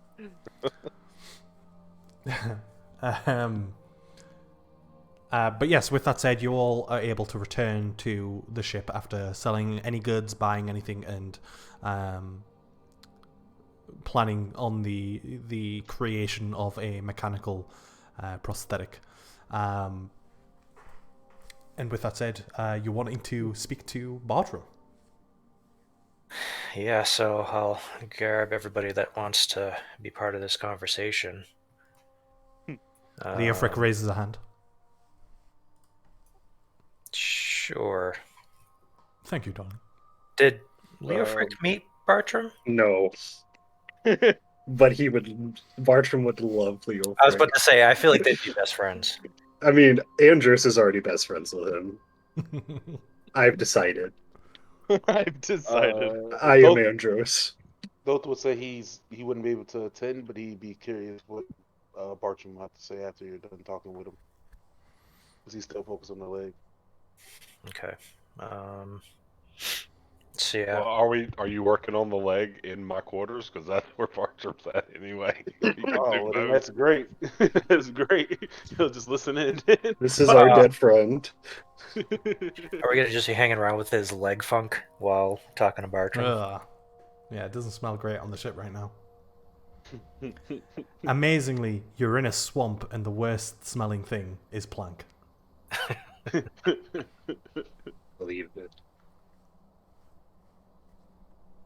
Okay. Let's say hi. Kuma definitely wouldn't be there. He still finds it like hard. That Bartram is like dead and we can still talk to him. So, Kuma just wouldn't be there. Okay. I'd join in. Okay. So I'll take the book out. I'll have that crystal nearby, but I'm not touching it or anything because I know that pulls me in. The crystal, as in the red one that The Bartram had, yeah. Okay, cool. And I will open the book. As you open the book, the visage and image of Bartram appears. Hey, buddy, it's been a while. Has it? I kind of lose, like, like space and time just kind of moves differently. I guess, But, yeah. Yeah, it's been about 5 minutes since we talked. How's it been? How's everything? Well, we killed some people that were following us, and we found this egg.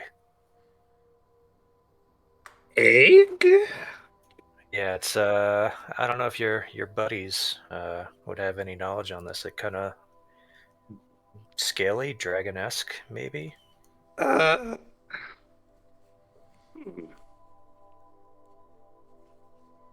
Can I see it? Can, like, you point me in the direction of it?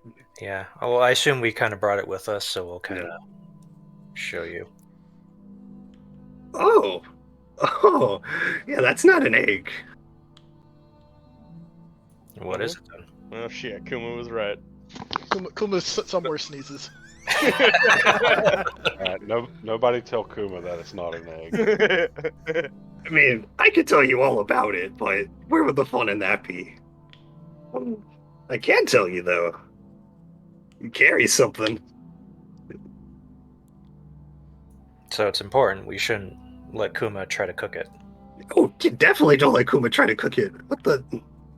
I mean, that makes sense. I should have supposed, but yeah, no. Okay, so it's important. It is not an egg. We just carry it with us for now? Kind of leave it on the boat? Is it going to hurt us? I don't know. Is it? I figured to have more knowledge now that you can you're beyond the veil. Yeah, but it's kind of fun just messing with you like this, so... I feel like you do this even if you weren't dead. Oh. Well, I mean, if I weren't dead, things would be a lot different. No. But, yeah. I mean, I could, but I won't. I guess that's fair. You can't just keep coming to me for all your problems, you know? I offer more things. Like, you can talk about your feelings or other stuff that's going on. Like how your face is all weird. We can talk about that. I'd rather not talk about that. God damn. The savage. Y'all thought he was God. No. Maybe I'll get some loot lessons for you. I picked up something kind of interesting. Ooh. I know Yeah. you used to play. I still kind of do. Not really. I mainly just sing to myself.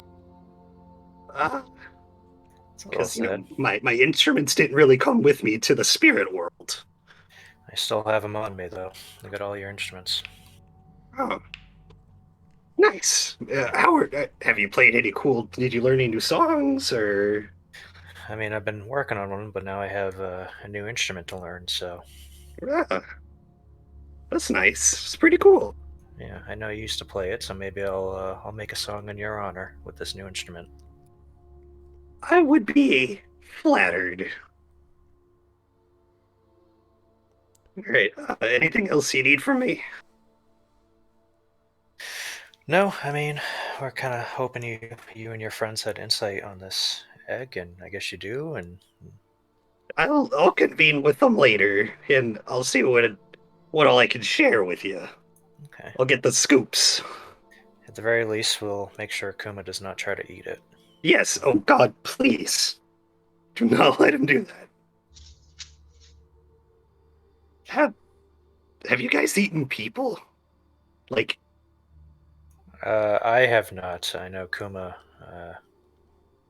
You know Kuma. yeah, Yeah, I hate people. I think. that is So casual. fucked on so many levels.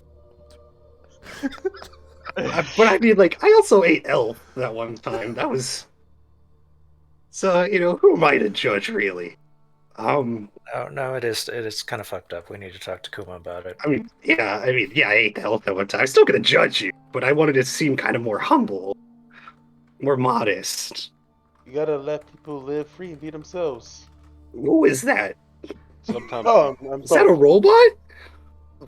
Hi, this is our new friend we've met. Thoth. Yeah. So I remember Oh. the tall red one. And now you have like a mechanical man. That's cool. Oh, and a very handsome one. Hello. I'm the handsome one, actually. You're just kind of taking my spot while I'm gone. Well, actually, no, I think you're second, and I'm at the tippity top. Yes? Dante, if I ever come back to life, you better hold me back. No, I'll let you go. I'm Oh. okay with this fight. Oh, Yes. Please come at me. I don't... I wonder who it was. Barker just kind of side eyes him like... Is he doing my shtick? Did you guys get another me? Not my choice. Yeah, not by choice. He's just kind of following us around. So, like me. Yeah. You know, Well, yes. Wow. Honestly, it's... nobody can replace you, Bertram. Oh, No. you definitely could replace me. What do you mean? But, I mean, no, you can't. I'm very irreplaceable. I am one of a kind, baby. We'll Do try you guys ever go to Parrot Hill? Do you ever talk to that one chick? Oh, we're trying to get there. What does it look like we're doing? I don't know. I'm in a book all day.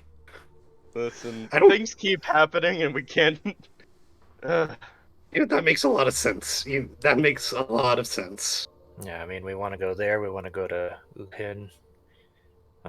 There's And a lot don't of forget places we wanna go to. the forest with the war forges. Yeah, there's a lot of places we want to go. Jesus. Okay. Wow. Far cry from killing snake people. Jeez. Well, Wait, I'll always be watching you. Appreciate that. Well, No, I'm always watching. That's kind of. Always. Is it? How do you have like a seeing eye or something? Yes. It's quite powerful magic. You must be quite the You talented sh- you magician. should have seen me when I was alive. I could do all sorts of things. I was pretty much the most powerful person in the party. But Carried nothing them compared to all. the great Leofric. Listen, You don't. I don't know you. Shut up. You were that powerful. How did you die? It was too powerful for the mortal world. My spiritual power broke my body. I don't. That doesn't sound accurate. Yeah, well, I don't. when you get powerful enough, you'll understand. All right. Anything else? No, I think we'll talk to you later, Bartram. Okay. Tell Kuma I said hi. We will. It was nice meeting you. And I close the book. That little man is far up his own butt, isn't he?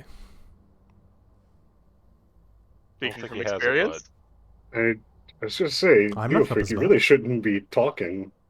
You claimed to be captain earlier. Well, leaders rise and all that. I don't think he was as Sure they powerful do. as he was claiming to be. Was he actually that powerful? absolutely. He was I more only met him when terrifying. he was, He was more terrifying than Plank. I mean, Plank is Oh. quite terrifying. Plank is quite powerful. Hmm. damn. He could easily drink all of us under the table. Facts. That is Ooh. quite powerful. That That sounds is like an only offer. quite the skills I have. if only it wasn't for a small pool of water. I wouldn't call that a small pool of water. It was a pretty large pool of water. Unfortunate. Well, Well, okay, so luckily we all heard it. We need to make sure that we don't let Kuma hang out with this egg by himself. I guess it's not an egg. I don't know what to call it. It's still egg-shaped. it's egg shaped, so But if we keep can calling call it the egg, we're just going to encourage Kuma. we got to come up with a new name. Are you all not curious as to what's inside of it? Of course we are. Yeah, but it's like if we open it and then like something bad happens because maybe we weren't supposed to open it yet. Then No, why it's- did the little bird person say that it carries something? Maybe it's like one of those, like, because really noble people have like those Fabergé eggs. Maybe it's one of those. That's a really fucking big Fabergé egg. Well- Fabergé. I mean, I think it has magical properties. It'd Yeah. be strange for it to be this ornamental. Can What is- I just want to like put my hand on it? Do I feel like heat and like a movement? Like something's No movement. no movement, but There's- is there a heat or There's a very temperature? gentle heat. It's not like drastic in any way, shape, or form. Okay. But it's definitely noticeable. Especially in the... I mean, well, it's quite humid here, actually. So, yeah. You can tell, though. You can feel the warmth against your hand. Okay. Maybe is there somewhere we can go to find? Is there some like scholars or something we can talk to? Somebody that could figure it out? An Might know of. expert. I mean, I guess I don't recommend doing this, but you can always talk to the Mages Guild. They may have encountered this. I caught before. that. Thank you. And you can always go to the capital. I'm not Maybe- I'm not being funny, but we did avoid speaking to the wizard in Miadoon because of their association to the Mages Guild. Now we're attempting to walk into the capital where every single mage lives and learns and you're all crazy. I agree with Leo Frick. I don't. That seems a little extreme. Maybe. I'd rather shit in my hands and clap before I do that. You've done it before, yes? Why would you do Gross. such a thing? That's pretty gross. Why would you think of something like that? Well, don't we know a couple mages? Maybe they could. I mean, we know Fen. Yes. We need to. I'm right here. I'm a mage. Hello. Alright, Oh, alright. we're Do talking your about a thing. real one. What is this? Well, so here's the thing. We have this statue of Lion Killer with us that we need to bring back to Kilma. And we know that Fen is now part of the Mages Guild, so maybe he can help us out. But, I mean, Kilma is landlocked in the middle of the continent, and we just sold our carriage and horse. Yeah. Well, it's not too late. Maybe we can go to the buyback. The third menu. Yeah. Well, we could still Third menu. fail. Yeah, it's the buy menu, the sell menu, the buyback menu. Yeah. Buyback menu. Yeah. Well, I guess we have to prioritize what we want to do first, really. Yeah. So, for you guys that weren't there, when we talked to High Pharaoh, apparently the king's brother lives in King's Isle, which is west of here. So that's something of note. The king's brother appointed Raya and her husband, so he could be complicit with all this stuff. Did we talk to him? I don't know if we want to talk to him. It sounded like we tried to do good, but we may complicated things by killing Raya and Gregory without talking to the mage first. I mean, they did try to kill us first. Right, but it's, we killed the lord and lady of a town, and we essentially, we're assassins. Doesn't look good on us. Even though they are in the wrong, people don't know that. Yeah. Look, my good friends, depending on what you want to do, I do have some contacts in regards to the arcane, shall we say. I think I've shown some of you before. Some of you. And he opens a palm of his hand, takes his glove off, and reveals the palm of his hand. And on the palm of his hand, it shows a sort of symbol of an arcane purple hand on his hand. It's like a tattoo symbol of some sort. Most, if not all of you, would recognize the symbol as the symbol of the errant. And the errant are specifically sort of rebel wizards that rebel against the Mages Guild. They fight for people's right to not be registered against the Mages Guild, and they believe the Mages Guild utilize such registration as a way to spy on wizards, sorcerers, and whatever else to keep a form of control over arcane practitioners. And he reveals that symbol and says, for a large portion of my life, I've been a member of the Errant. I do have many contacts. I could reach out.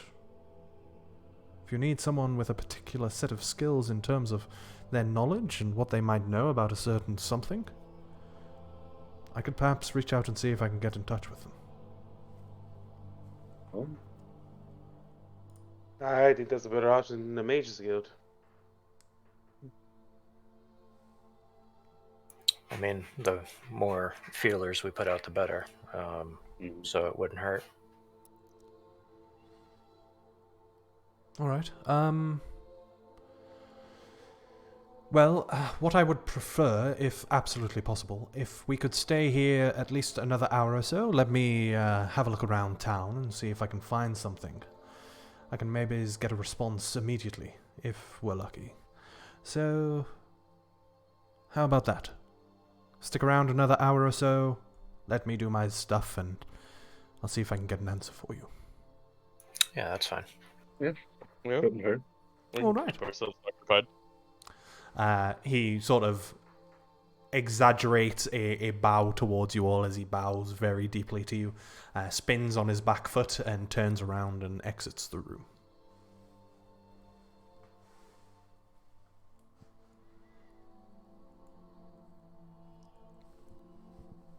Both will get back to work on Blink's leg. Mm-hmm. And so say, oh, well, that was fun. Need to finish this up. Uh, so what do you guys want to do to kill an hour? Well, I guess the big question is, where are we going? Yeah, I guess we should Yeah, decide. answer that so God can prepare. Well, Being- out of character, do we got are all our like main quests caught up, so to speak? Shit, we have a quest log, don't we? Somewhere. Well, Do we have I think anything even outlined? I gave up on updating that. Never mind. We don't have one. Yeah, So I don't even think know what we the state of it is. Yeah, we have Uhin, which has kind of been repeated several times. We have the forest for Thoth. We have Kilma to bring back the statue. You know, I'm kind of. Go ahead. Sorry, I just want to also remind that you currently are carrying cargo that you collected at Everwinter to drop off on the island of Hymealy. Oh yeah. You did that? Oh. Dude, so much stuff has happened since Everwood. Yeah. It really is. Where's this island? Is that the one right near King's Isle? Yeah, it's to the west of King's Isle. It Okay, won't be well, on we the get- Erevron map. I'll take you onto the Almuri map. We got to go drop this stuff off because I'm trying to start us get our company up and going here. And our first delivery, we got to do. Is it perishables? What the hell is the cargo? I don't think we're allowed to look at it if I remember right. Yeah. It's Um, one of Age. those run. You made the deal with them and told them that you wouldn't look. Yeah. I mean, Well. whether you do or not is obviously completely up to you. Really hope we weren't human trafficking, or this is going to be awkward. Really would be. Is, So, is there anything in particular on this island? well, just as a note, so King's Isle is all the way up here, and Northport up here. Hymealy is quite the distance away over here. Hymealy is the home of the Dragonborn. It's, as you can tell, quite a small island in comparison to Erevron and especially Ve'ellen. It is a jungle island for the most part. And as I say, for the most part, that jungle completely surrounds the cities and towns of Hymealy. And I believe, if I recall, it is called the Radiant Jungle. Thought will say that's Hymealy is interesting considering that we are investigating this dragon's egg and it's the home of the Dragonborn. Maybe, of course, with the help of Leofric, maybe that location could give us even more information on this egg or dag or whatever we want to call it. Oval? I don't know. Yeah. Oh. Yeah. Well, it's not an egg, so. How about we call it a sphere? I don't. That's a really weird sphere. Let's just call it an orb. That works. Ponder the orb. Wasn't Uhin somewhere in Hymealy or near Hymealy? No. Oh boy. Ukhin is to the western continent of the Republic of Surlia. That's a whole nother continent. That's a whole other continent. Yeah. I Um, guess we just do our cargo run. We don't stay long enough to get involved in more trouble, because then we'll be there for 5 months. Yeah. So what if we go to Hymealy and then we can circle around the south side of Valon and maybe go up to Kilma from the south. Are these rivers navigable rivers? they Some could are and some aren't, probably. they could potentially be, but obviously not for a ship. But maybe it's for smaller vessels, boats. So I think maybe we do that. Wuhan is quite a far ways away, and we don't really know. And I will also say, regardless of how you look at it, and all of you would, maybe it's not all but. No, actually, I think all of you would know. You'd have some difficulty leaving or going into Kilmore without having gotten papers to leave Kilmore. So, generally speaking, you get sort of visitor passes, and you would have gotten some back in when you went from Kilmore to Perrot Hill. But those visitor passes are for like they're dated, they're stamped. So traveling around the continent basically, and not getting essentially an exit pass to visit Ve'ellen, you're going to be going in paperless, and you might run into difficulties there. So this pass to Ve'ellen that I have was only for the day or the week, essentially, to go to the woods and the temple. It's kind of like you have the pass, and then they stamp it when you come back. Gotcha. So it's not like it's for a set period of time. It's just there's your pass. You're allowed to leave, and you know, if you were to be picked up by any officials in Ve'ellen, they would ask to see said pass, and then when you enter Kilmore again, they stamp it on your entrance, your re-entrance, gotcha. I should say. So yeah, if you had kept a hold of these passes, you would see that you have an exit stamp and a re-entrance stamp, and yep. it's dated. So basically worthless now. Yeah. Okay. I mean, you do have people that could potentially forge that sort of thing, but let's also don't forget is we've got a good bit of money now too. So if we could find magical means of transportation and just have the crew of the ship could just take the long way with it if we needed to go somewhere. Like I'm sure we could find somebody to teleport us somewhere. Definitely possible. Okay. Well, I mean, I've never seen Kilmore. Would be very interested. Y'all talk about it a lot. Apparently, there's some lady in Perrot Hill that your friend is quite interested in.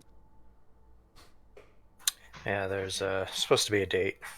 Supposed to. Yeah. So yes, I could gather that much. Thank you, sir. You're welcome. Typically, when you die, most things become so too. We left a fat stack of money there too. We also left a house there. And a house that has a teleporter in it. That is fair. Well, you have connections in Perrot Hill, yes? A few. Oh, and we know a mage there. We do. Why not send a letter to the mage? Well, if working on a spell and I get a little bit stronger, I could talk to somebody regardless of distance instantly. So maybe if we do our trip to Hymealy by then, I can message Perdenth and see what they say. Well. Maybe. I mean, either way, if we have to take the long way, that is an option too. Yeah, if we can't go through Valon, we'd have to go Ravenport or East Hollow. Mm-hmm. Would be the closest. And I will remind you, Ravenport,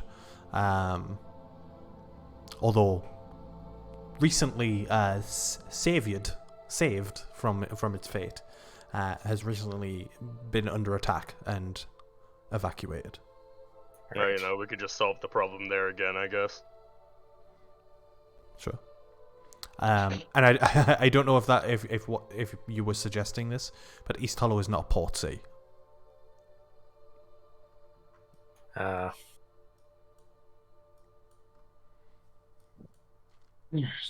We'll beach the boat. We'll drive in as far as we can. For port cities in Ereveron, you're looking at Northport, Pearl Shore, King's Isle, Ravenport, Everwinter. Or we could send the crew to deliver the stuff to High Melee, and we not even go that way, and we can just travel That is true. Passive on the income. road. Right. Yep, Yeah, On the road that is an again. option. That is an option. this is true. Yeah, So- and they so- can always So our current goal is to find out about this orb, right? Yes. That's like the biggest thing we need to do. Yes. I As mean, far as I know. the crystal thing, it seems important to find these crystals, but that's kind of like the overarching kind of as we find out information kind of thing. Wasn't there one crystal that is like hidden, lost? Yeah, so I mean, finding a lost artifact is, Well, that's a whole we have long shot here, but what if this egg mayhaps? It's mysterious.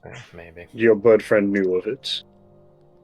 I literally don't know, but we need to find something.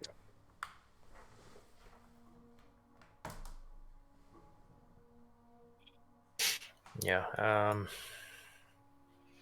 And if we have Gavin following us, maybe going to Kilma to drop off and talk to Finn might be a good idea to maybe find out more about the Lion Killer family. Stop this Gavin from following us and anybody else. Mm-hmm.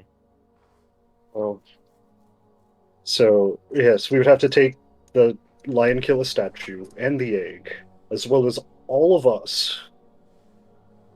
We're gonna need We're some heavy duty land vehicles. gonna need probably 2, if not 3. Mm-hmm. Well, we got the gold. I mean, we could buy a sick cart, a wagon. He's going senile. Just sell a wagon? Yeah, we could get like a big Yeah. wagon. Yeah, we can upgrade. We can get the newest model.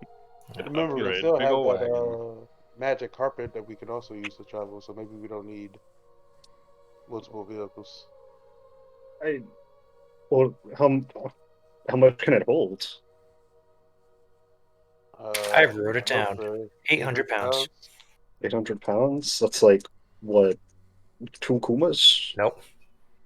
I mean, it is about 2 Kumas. One Almost. and 3/4 Yeah. Pumas. Yeah, This one's it's 420. But I don't think any of us are that heavy. So maybe 2 carts on the carpet. Yeah, that probably We worked out. give enough money to the crew and tell them to come back to Northport, maybe, when they're done. As a note, you have the crew paid for the next month. All right, so we could give them another month of pay just in case, and Mhm. I mean, some loyalty pay. it's not a big charge in terms of that. You would maybe need more materials in terms of cooking and stuff for Gisley. That would probably be your major thing. It is 35 gold a month for the crew and 70 gold for food and water for the whole crew for a month. It's- Why don't we give them like 2 months worth? Because we tend to get into shenanigans. Well, they probably won't get into shenanigans without you there. Well, I mean, saying we're the but it could be like 2 months before we get back to them. I Because suppose, we're in yeah. Yeah, Well, that's that- fair. That's the other thing I was thinking is we could use them like the running a business rules and have them just do Oh you yeah. know, deliveries and whatnot, just earning income. And we got the sending stone, so I could manage them, making deliveries or transporting goods or whatever. I we're will gonna do. also say as well, just on a somewhat meta level, but it's you would certainly have recognized it. They are quite loyal to you all. You've not proven yourselves to be disloyal to them in any way. they probably wouldn't just leave. Like if you failed, if you were late for paying them, they wouldn't just leave off the back of that. They would probably they would just expect you to pay them when you got there, type of thing. They're probably going to be, as you say, if they're earning money, they could just take their pay out of that. Right. Yeah. And They utilize can that. manage themselves for a little bit. Yeah, it could, depending on what they're earning, it could become self-sufficient in that sense. And then we buy another ship. We have a Great whole fleet empire. of ships. We all become captains. I just want to loop around just in regards to the shards. You only have one at the moment. One was used to awaken the hand of the Night Serpent, which has been hidden from view. So the cult probably has it, or what's left of the cult. Another shard you can locate in Ukin, where the mountain maw meets the tongue, and the fourth is lost, but ready to be found.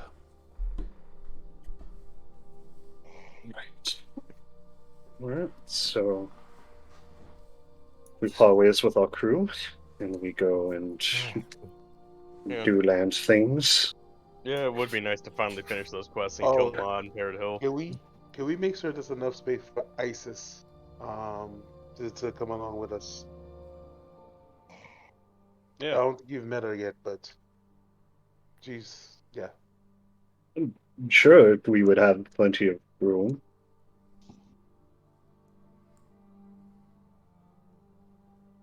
Yeah, like I said, we have a decent amount of money, so we can enough carts and carriages and horses. And I'm sure Kuma with us, we won't have to spend too much on food. I will say we are going to be going by it. I'd like to go visit the capital at least for a day. I'm from there. I'd like to visit my parents quickly. Just to, say hi and let them know I'm alive. I know some of you aren't a fan of the capital or the Mages Guild, so I'll be fine. Just a quick pop in. Look, the last time we left someone alive, I think Plank got his neck cut, so... True. I'm sure we could send some people with him to make sure. But I wouldn't mind. I mean, it's only fair. There's some people I want to avoid, but... There's always useful information in the capital. So They have the very nice overall libraries. the overall plan is to head to Kilmaw and meet up with Finn. Yeah, drop off the statue, get some information from him about the lion killers in general, and maybe this orb. Or, it's been a while since he's researched that temple. Maybe he knows more about the serpents and everything that's going on.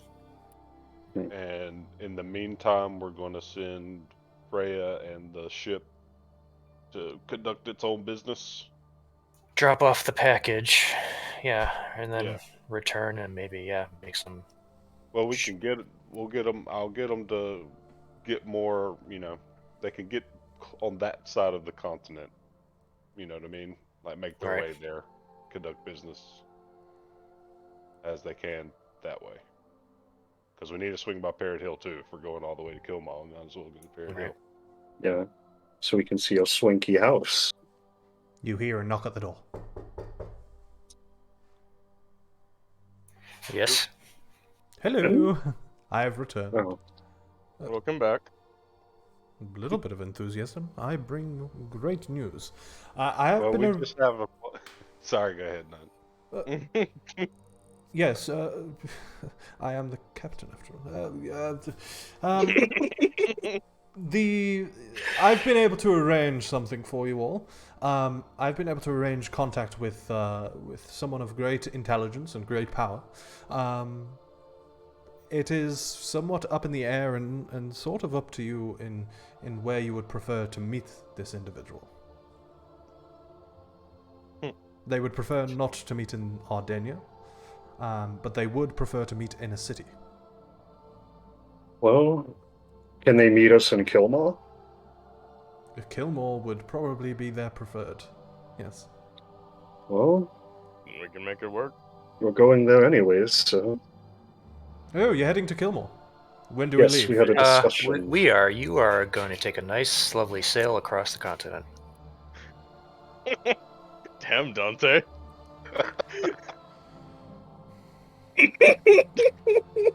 Don't you owe me some platinum? I hand him 1 platinum. He takes it. Actually, Thank you. do we need passes to get into Kilmore? Yeah.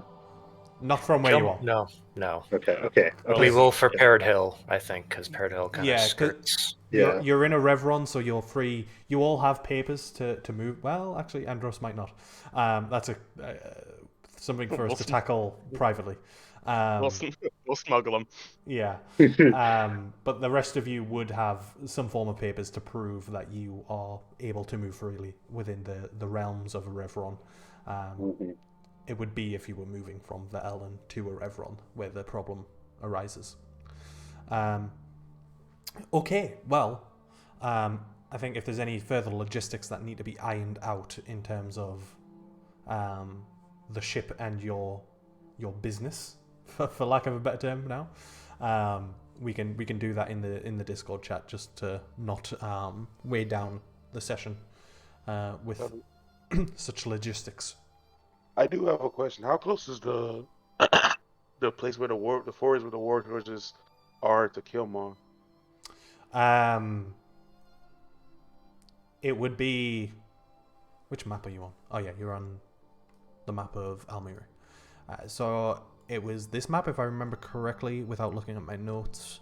Sorry, it was that forest. Sorry, where the mention of the Warforged was. Yeah, I believe I'm on the Evernon And- map. I believe it was right. It was right. It was this one and not this one. If I'm not mistaken. I think it was this one. I can't see where you're pointing. It's the right one. That's like, it's the forest to the right of Barlin. Yeah, he's on the Reverend Yeah. map, but yeah, he's correct. Yeah. Oh, sorry. Yeah, that's the same forest I was pointing at. Oh, okay. But yeah, you're right. It is that one. Yeah. Okay. So obviously, Yeah. as you can see, you've got Kilmore here, and this here. It would probably take. I mean, it's not the greatest travel there, just due to the nature of where it is. But yeah, it'll probably take you. On the face of it, maybe it's 2 to 3 weeks travel on foot. Yeah, I think Thoth was just mentioned maybe after Kilmore they can just it's not that far from Warforged Village Forest. It's like a second thing, but yeah. Yeah, we'll be in the area. Might as well hit everything while we're there. But yeah, I think although it's nothing exciting that we're leaving it on in terms of cliffhangers or anything, we'll leave the session there. We'll pick up here next week, where we pick up on the road, I guess, as you travel towards Kilmore via Ardenia in the capital, so Dante can drop in on his family. Fun. Do I get any additional rolls for Yeah, Flintway, one or- more. So you can do that, and then we shall call it there.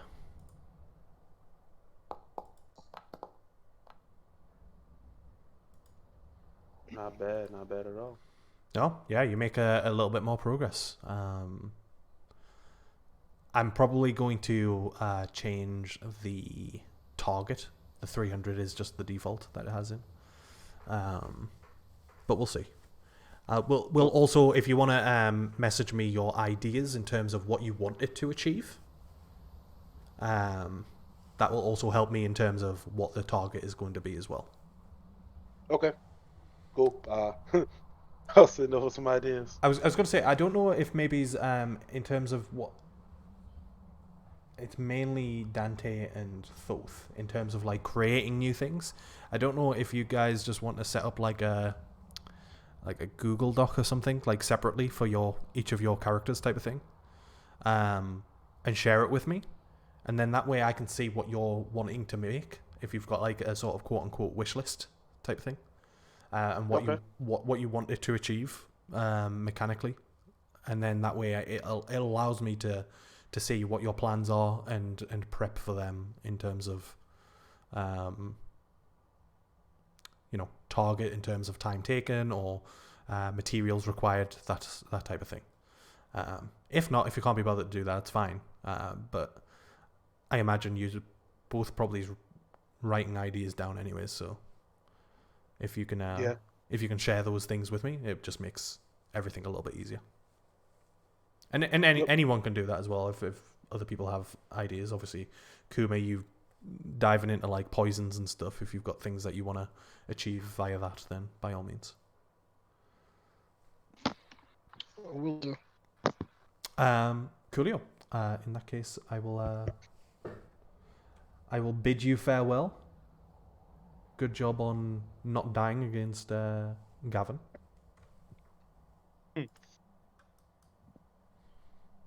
And Good job to him to not die. It was fun. Yeah. Tough. yeah, good Yeah. job him. But yeah, I'll speak to you all later. All right, cool. Yeah. All right. See you guys. Ta-ta. Peace. Alrighty. I am hungry. So I'm going to head off. It was good, everyone. Thank you for stopping by. Thank you for chilling and watching along. Hope you all have a good evening, night, morning, whatever it might be. And please do not eat any of the crew. Jacquard, pretty please. I mean, you can do what you want, but pretty please. Bye-bye.